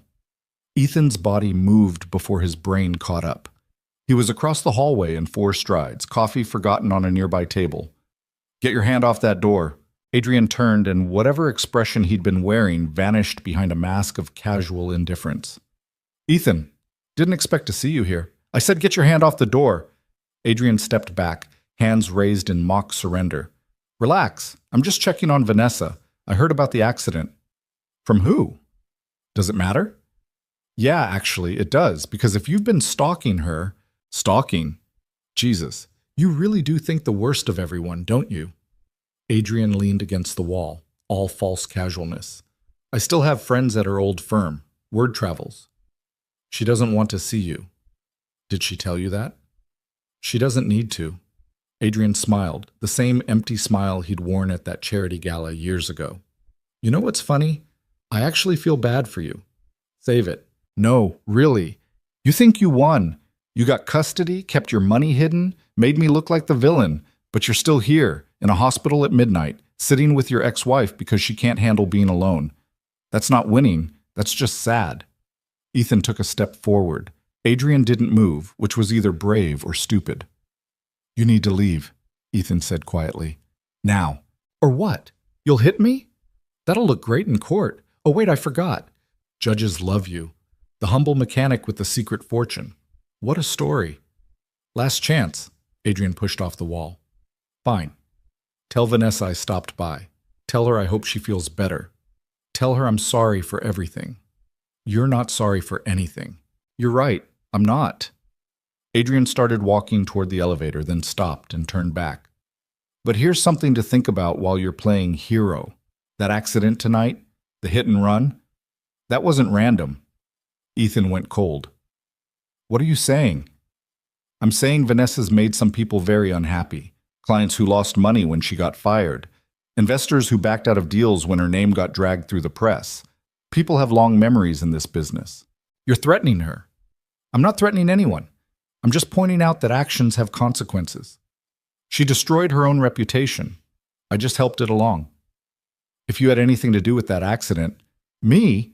I've been in Memphis all week, got receipts, witnesses, the whole alibi, but you know how it is. Sometimes bad things just happen to people who make bad choices. Adrian got on the elevator and the doors closed before Ethan could respond. He stood there for a long moment, heart pounding, trying to decide if Adrian was bluffing or if the threat was real. He pulled out his phone and called Margaret. Voicemail. He texted her. Need to talk ASAP.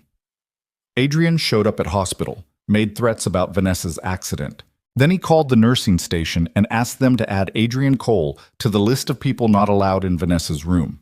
The nurse on duty took down the information without asking questions, which suggested this kind of thing happened more often than it should. When Ethan got back to the room, Vanessa was awake, staring at the ceiling. Where's my coffee? She asked. Left it in the hall. I'll get you another one.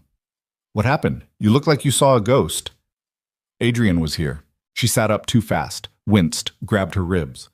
What? I sent him away. He's on the do not admit list now. What did he want? Ethan debated telling her about the threat, decided against it. She was already scared, already broken. No point making it worse. Just to mess with me. It's what he does. Vanessa lay back down slowly. He won't stop, you know. Men like Adrian, they don't give up. They just keep circling until they find a weakness. Then I won't give him one. You already did. She looked at him. You care what happens to me. That makes me a weakness. Care what happens to Noah's mother. That's different. Is it? Ethan didn't answer because he didn't know. He stayed until Vanessa fell asleep for real, her breathing evening out, the tension leaving her face. Then he left a note with his phone number at the nurse's station and drove home through empty streets. Mrs. Hale was asleep on the couch when he got there, still dressed, TV playing some infomercial about kitchen knives. He woke her gently. How is she? Mrs. Hale asked, sitting up. Banged up, but she'll live. Were you there the whole time? Most of it. Mrs. Hale studied him in the dim light from the TV. You're a better man than I gave you credit for.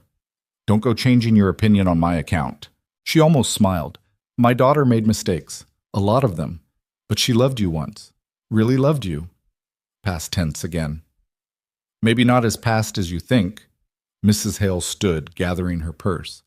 She talks about you constantly. What you said, what you did, how you handled things. She's still trying to figure out how she missed it. Missed what?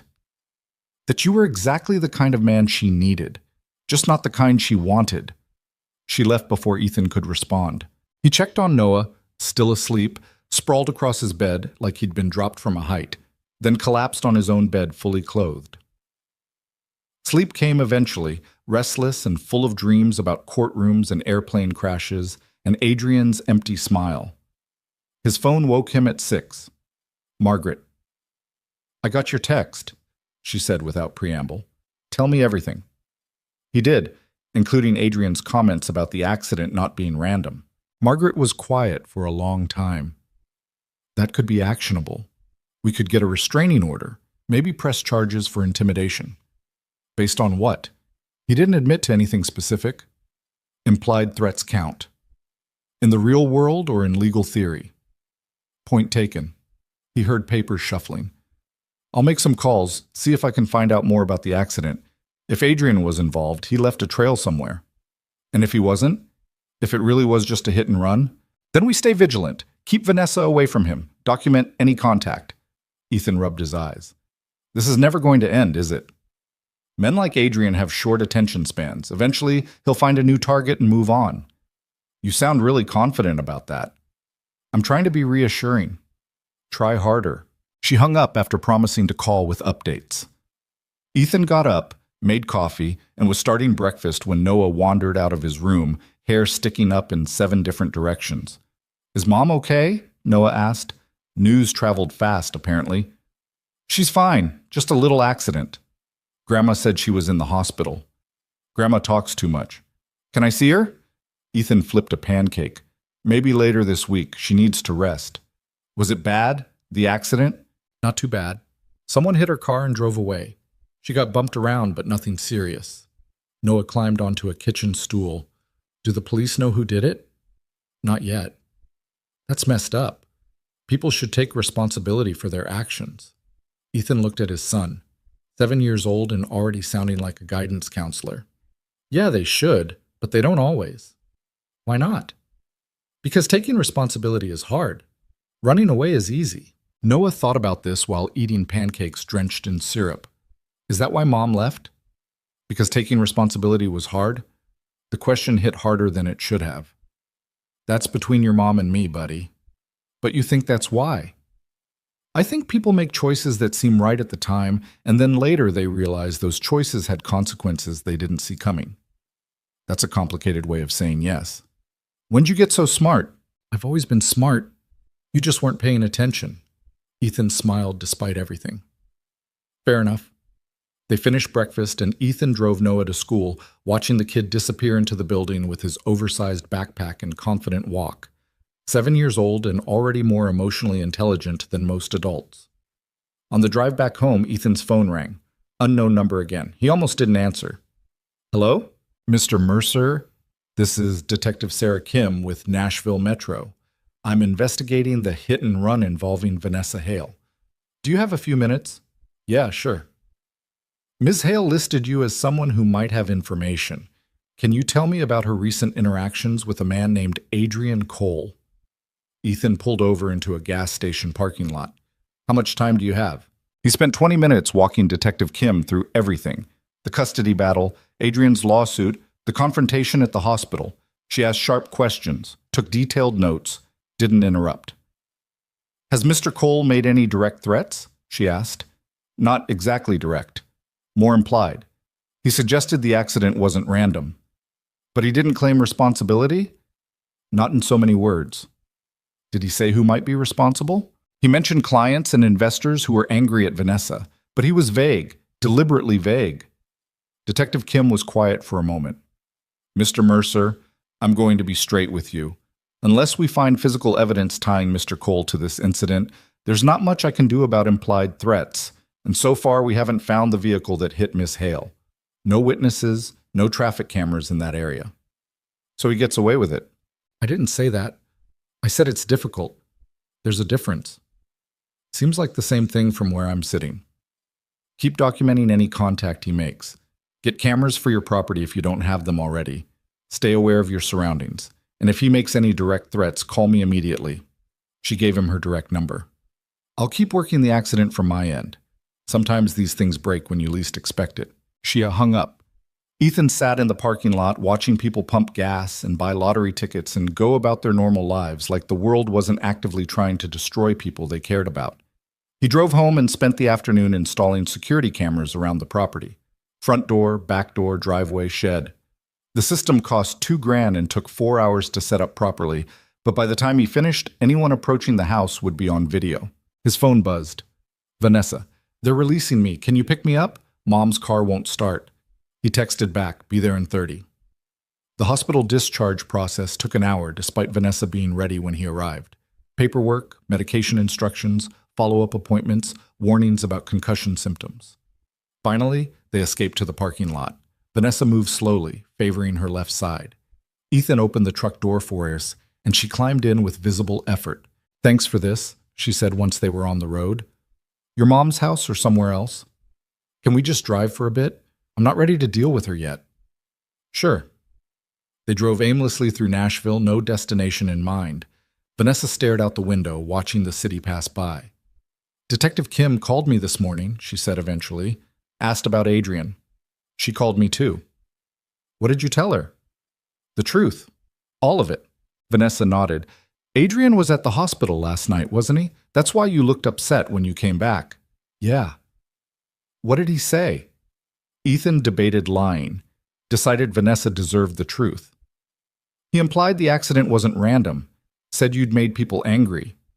Her hands tightened in her lap. He's trying to scare me. Is it working? Honestly? Yeah. A little. She turned to look at him. You think he was behind it? I don't know. Maybe. But the police can't prove anything, and Adrian's smart enough to keep his hands clean. So what do I do? You stay away from him. You document everything. You rebuild your life and don't give him any power over you. Easy to say. Didn't say it was easy, just necessary. They ended up at the same Riverside Park where they'd met weeks ago. Ethan parked and they sat watching the Cumberland flow past, steady and unconcerned with human problems. I've been thinking, Vanessa said, about what you said that day, about me wanting something you couldn't give me. Okay? You were right. I did. I wanted status, recognition, proof that I mattered, and I thought money and success would give me that. But they didn't. They just made me miserable in a more expensive way. What are you saying? I'm saying I was wrong about everything, about you, about what mattered, about what I actually needed. She looked at him. I don't expect you to forgive me. I know I destroyed any chance of that. But I need you to know I finally get it, what your dad was trying to teach you, what you were trying to live by. Which is? That being someone worth respecting is more important than being someone people recognize. Ethan stared out at the river. My dad used to say that reputation is what people think you are. Character is what you actually are. And only one of those matters when you're looking at yourself in the mirror. I haven't been able to look at myself in weeks. That'll pass. Eventually. Will it? If you actually change. If this is just you feeling sorry for yourself, then no. But if you mean it, if you actually become someone different, then yeah, it passes. Vanessa wiped at her eyes with her good hand. I hate crying in front of you. I've seen worse. When? That time Noah had croup and you were convinced he was dying. You cried for 3 hours straight. Despite everything, she laughed. He was making that horrible barking sound. I thought his throat was closing up. It was croup. Every kid gets it. Not my kid. Especially your kid. He's dramatic. They sat there for another hour, just talking.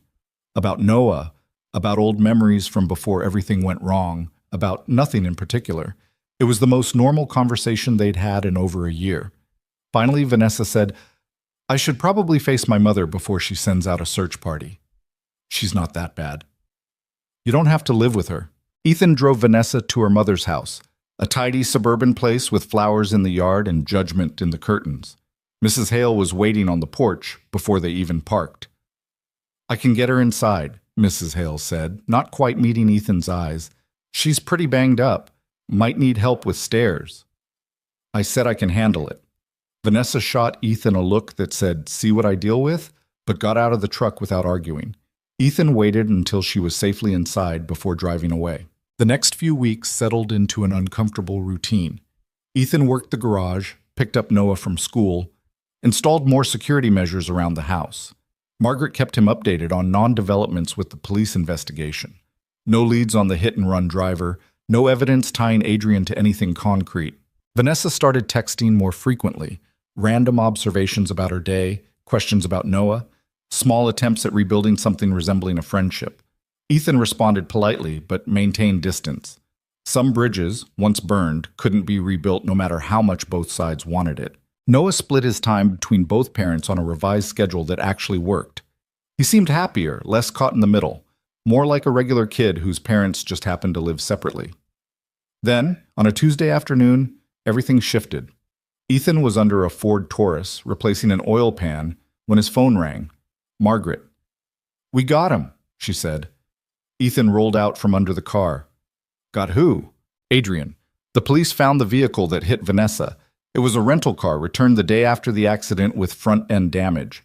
The rental company had video of Adrian picking it up." "Wait, what? He used his own name?" "He used a fake ID, but it was sloppy. And here's the beautiful part. He paid cash but had to put a credit card on file for insurance. Guess whose credit card?" "His actual one." "His actual one. The man's an idiot. He got too confident, thought he was untouchable." Ethan sat down on a rolling stool. "Is it enough to arrest him?" "Detective Kim picked him up an hour ago. They're charging him with hit and run, aggravated assault, and a few other things. She wanted me to call you first." "Does Vanessa know?" "I'm calling her next. Just wanted you to hear it first since you've been dealing with his harassment." After Margaret hung up, Ethan sat in the quiet garage, oil-stained and exhausted, trying to process what this meant. Adrian was done. Actually done this time, not just embarrassed in court, but facing real criminal charges. The threat was gone. So why didn't it feel like relief? He called Vanessa. She answered on the first ring. "Margaret told you?" she asked. "Yeah." "I don't know what to feel. Is that weird?" "No, it's normal. He tried to kill me, Ethan. He rented a car and ran me off the road, and I feel nothing. Just tired." "That's shock. Give it time." "I don't want to give it time. I want to feel something. Anger, fear, relief. Anything but this empty nothing." Ethan understood exactly what she meant. He'd felt the same way when the custody ruling came down, when Adrian's lawsuit got dismissed. The wins didn't feel like wins. They just felt like surviving. "You want to come over for dinner?" he asked before he could think better of it. "Noah's been asking about you. We could all eat together." Vanessa was quiet for a long moment. "You sure that's a good idea?" "Probably not, but I'm offering anyway." "Okay, yeah, I'd like that." She showed up at 6, still moving carefully, but looking better than she had in the hospital. Noah ran to hug her, and she held him with her good arm, crying into his hair. "I'm okay, baby," she whispered. "I'm okay." They ate spaghetti, Ethan's default, and garlic bread from the grocery store. Conversation was awkward at first, everyone trying too hard, but gradually it relaxed into something almost comfortable.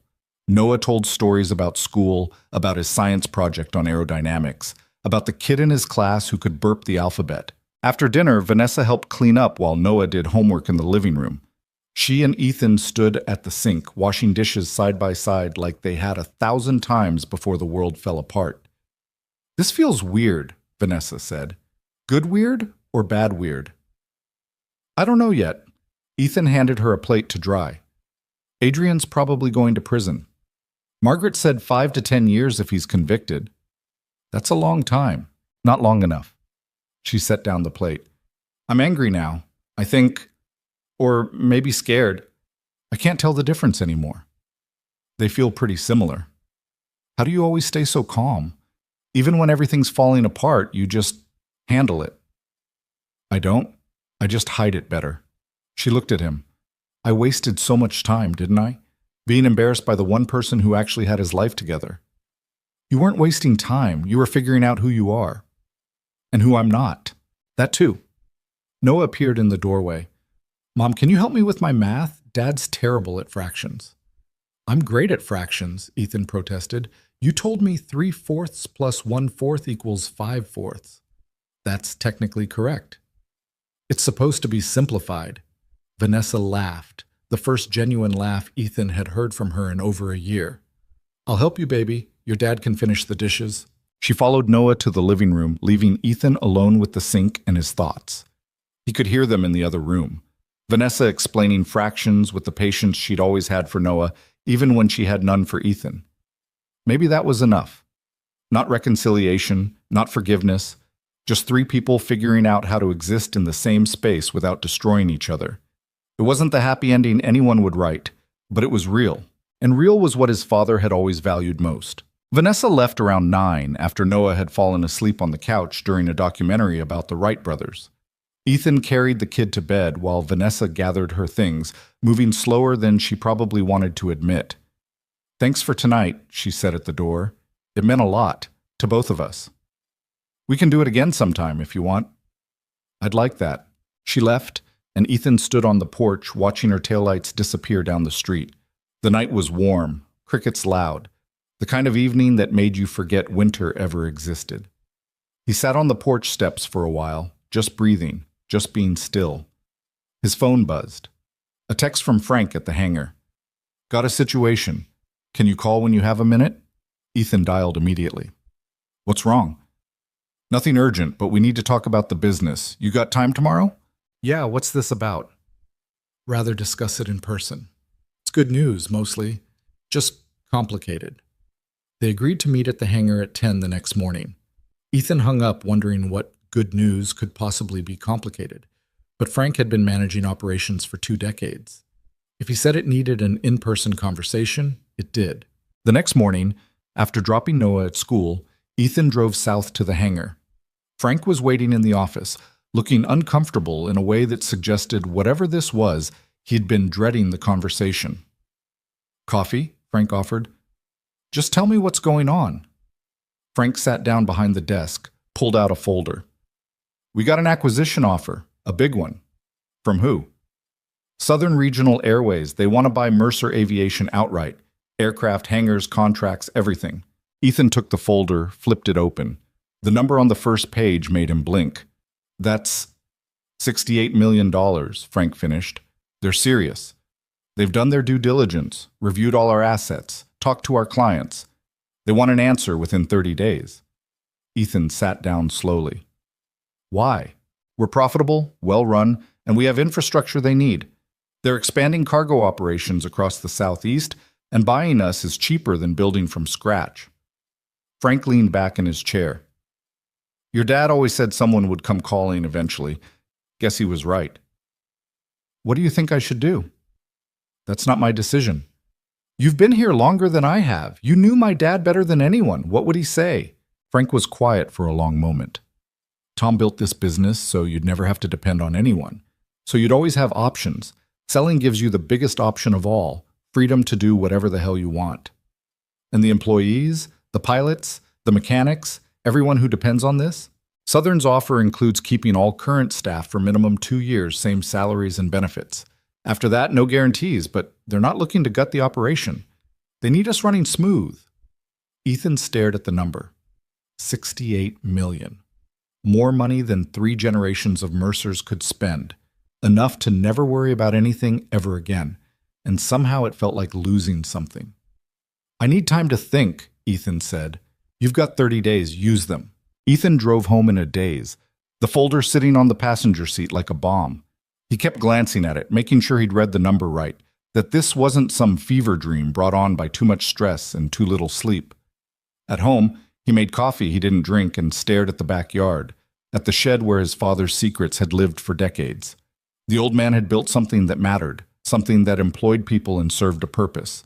Selling it felt like betrayal. But keeping it out of some misplaced sense of obligation felt stupid. His phone rang.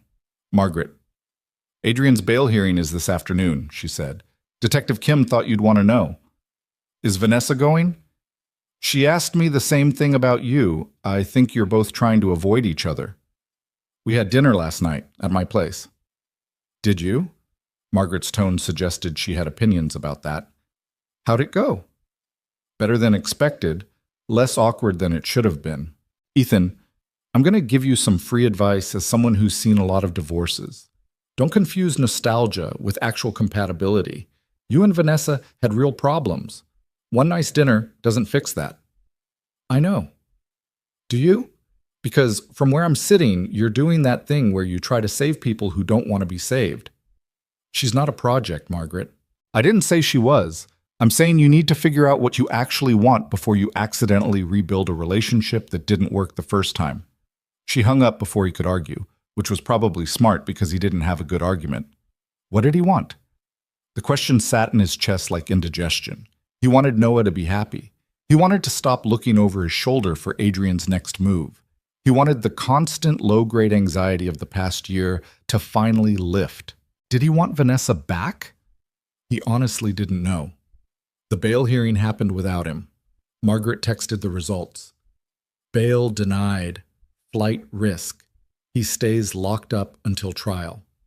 Ethan forwarded the message to Vanessa, added, "It's over. Really over this time."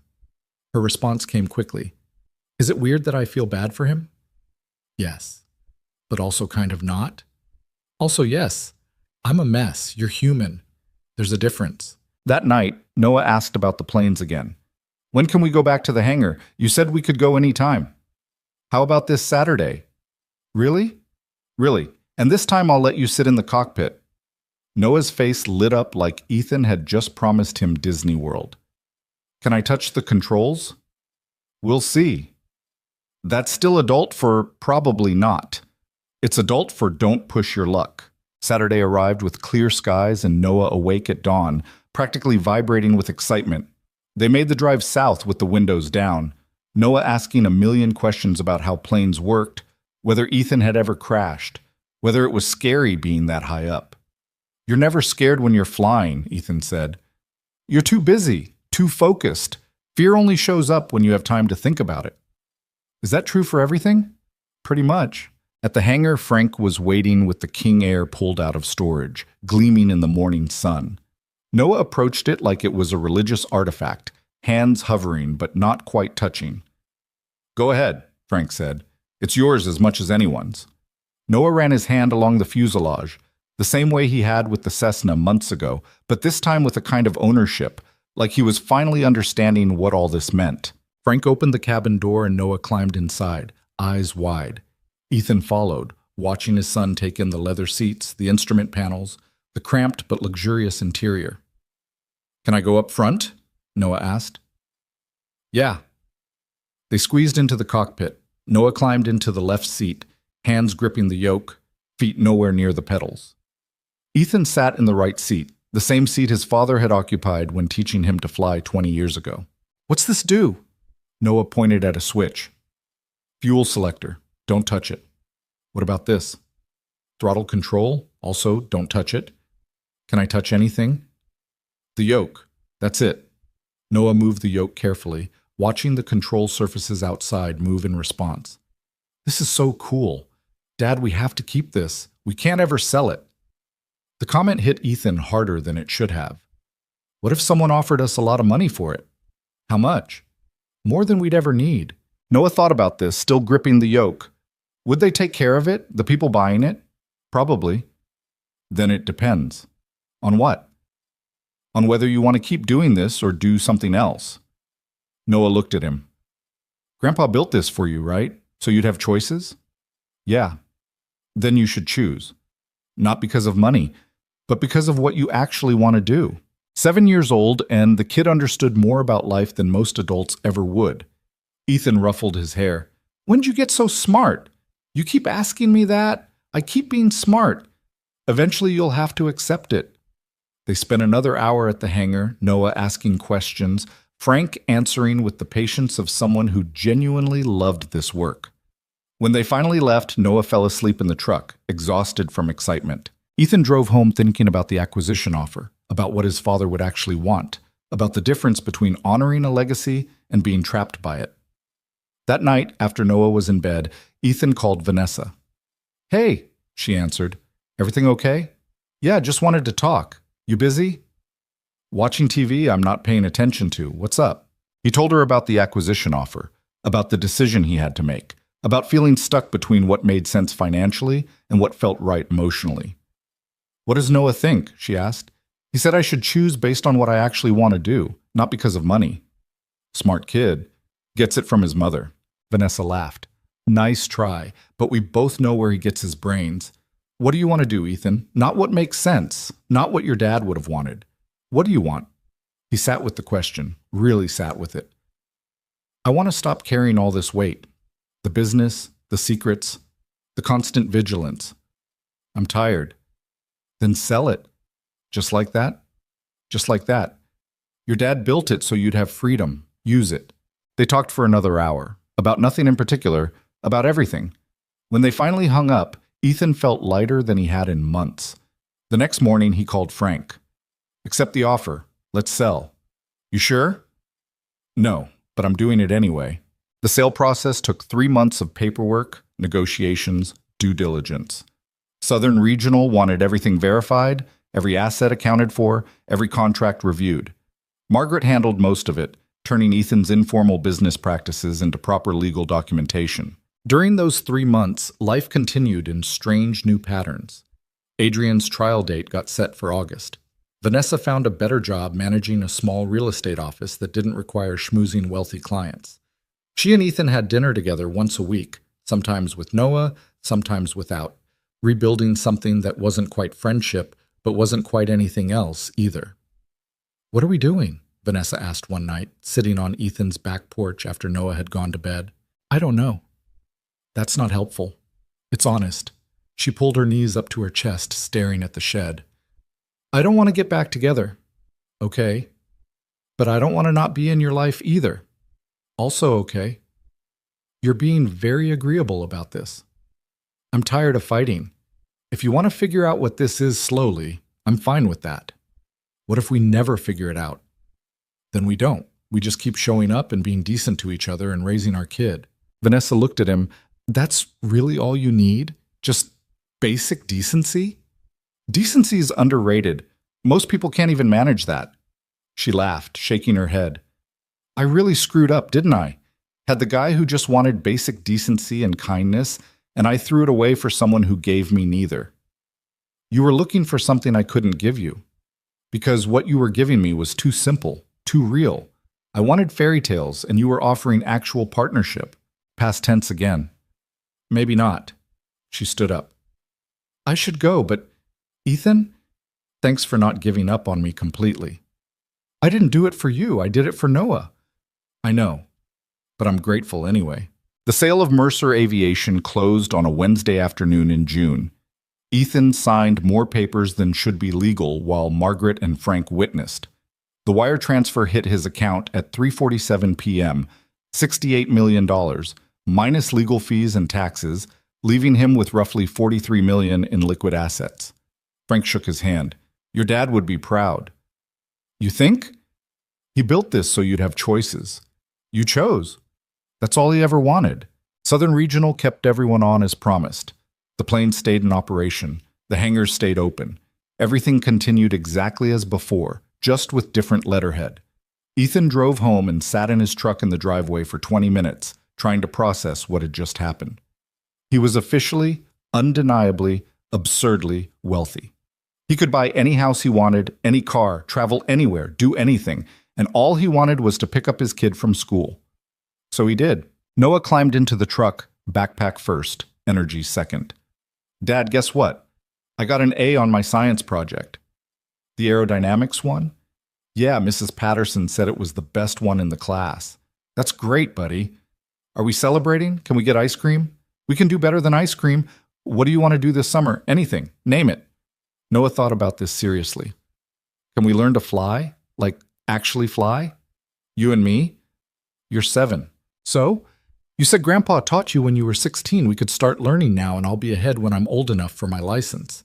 Ethan looked at his son, small for his age, but growing, already thinking years into the future. "Yeah, we can do that."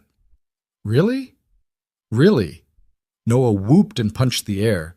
"This is the best day ever." They got ice cream anyway, because some traditions didn't need money to make them better. Sitting in the parking lot of the ice cream shop, Noah asked, "Are we rich now? Like, really rich?" "Yeah, we are."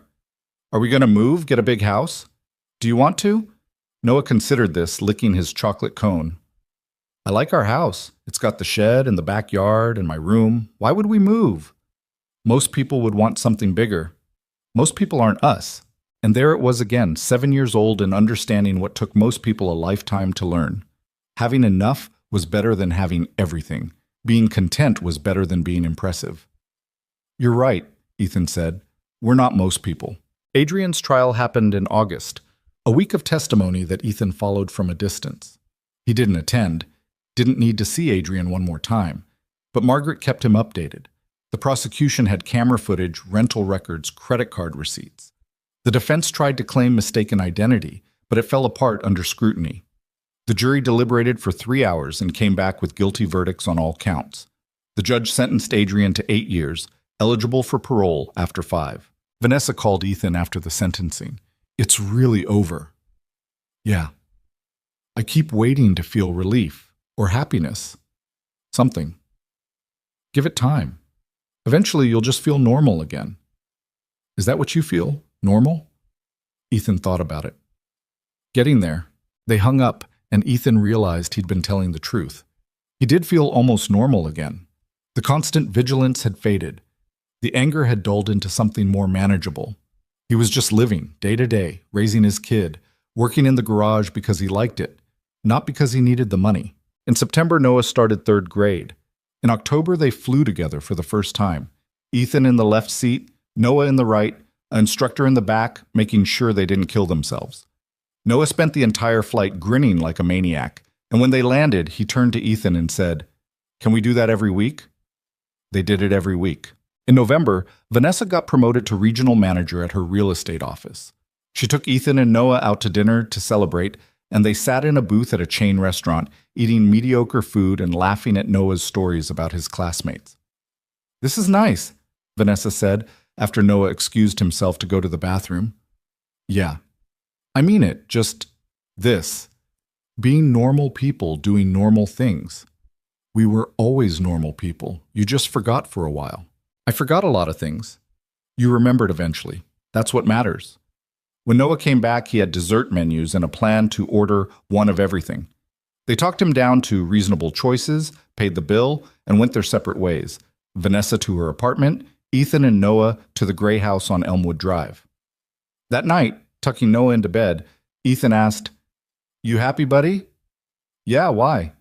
"Just checking." "Are you happy?" The question caught him off guard. Was he happy? He'd won the custody battle, sold the business, secured his son's future, seen his enemy sent to prison. By all accounts, he should be thrilled. "I'm content," Ethan said. "That's better than happy." "How?" "Happy is a feeling. It comes and goes. Content is a state of being. It stays." Noah thought about this. "I'm both." "Then you're ahead of the game." December brought the first real cold snap of winter. Ethan and Noah put up Christmas decorations. Nothing fancy, just lights on the porch and a small tree in the living room. Vanessa came over on Christmas Eve, brought presents, stayed for dinner. They didn't talk about getting back together. They didn't talk about the future. They just existed in the present. 3 people who'd survived something terrible and come out the other side different but intact. After Noah went to bed, Ethan and Vanessa sat on the couch, watching the tree lights blink. "I've been thinking," Vanessa said, "about what comes next. And? I don't know, but I want you in it, however that looks. As friends? As something. We can figure out the details as we go." Ethan nodded. It wasn't a declaration of love or a promise of reconciliation. It was just 2 people agreeing to keep trying, to keep showing up, to keep choosing decency over drama. "Okay," he said, "we can do that." "Just like that?" "Just like that." She leaned her head on his shoulder, and they sat there watching the lights blink. 2 people who'd taken the long way around to understanding what his father had known all along. Real strength didn't announce itself. Real wealth didn't need display. And real love was just showing up day after day, even when it was hard. Especially when it was hard. On New Year's Eve, Ethan took Noah to the hangar one last time. Southern Regional had repainted everything, added new signage, but the bones of the place were still the same.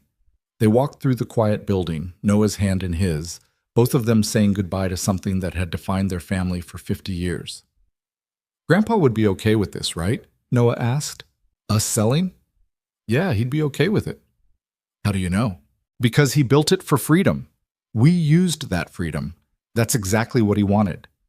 They stood outside as the sun set, painting the sky in oranges and purples. The aircraft on the tarmac gleamed in the dying light, mechanical birds that had carried the Mercer name across thousands of miles. "Dad?" Noah squeezed his hand. "I love you." I love you too, buddy. Are we going to be okay? We're already okay. I mean, like forever okay. Ethan looked down at his son, small but growing, young, but wise beyond his years, carrying the weight of a legacy he didn't even fully understand yet. Yeah, Ethan said, we're going to be okay forever. They drove home as the first stars appeared, the radio playing old country songs neither of them really liked, but both hummed along to anyway.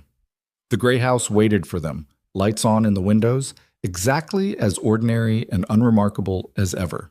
Ethan pulled into the driveway and sat there for a moment, engine idling, looking at the home his father had left him. You ready? Noah asked. For what? For whatever comes next. Ethan smiled. Yeah, I'm ready. They went inside and the door closed behind them, shutting out the cold and the darkness and all the chaos that had defined the last year. Inside was warmth and light and the simple comfort of being exactly where you needed to be. Not because it was impressive, not because it would make anyone jealous, but because it was real and it was theirs, and that was enough. It had always been enough. Thomas Mercer had spent 40 years building an empire so his son would understand a simple truth. The most valuable things in life couldn't be measured in dollars or square footage or other people's opinions. They were measured in quiet moments with your kid, in choosing character over reputation, in being the kind of person who could look at themselves in the mirror without flinching. Ethan had learned that lesson the hard way, through divorce and betrayal and courtroom battles. But he'd learned it, and now he'd teach it to Noah, the same way his father had taught him. Not through lectures or grand gestures, but through daily choices. Through staying humble when arrogance would be easier. Through keeping promises when breaking them would be simpler. Through showing up day after day, being exactly who you were without apology or explanation. The world would keep trying to measure them by the wrong metrics. It would look at the modest house and the aging truck and assume struggle. It would never know about the $43 million in the bank or the sold aviation empire or the quiet legacy being passed down. And that was exactly how it should be. Because the people who mattered, Noah and maybe someday Vanessa again if they could figure out how to rebuild something better than before. They knew the truth. They knew that Ethan Mercer wasn't weak or failing or small. He was free. And freedom, the real kind that came from needing nothing and owing no one, that was worth more than any amount of money could buy. Outside, snow started to fall. The first of the season, dusting the gray house and the old truck and the weathered shed where secrets had been kept and legacies had been stored.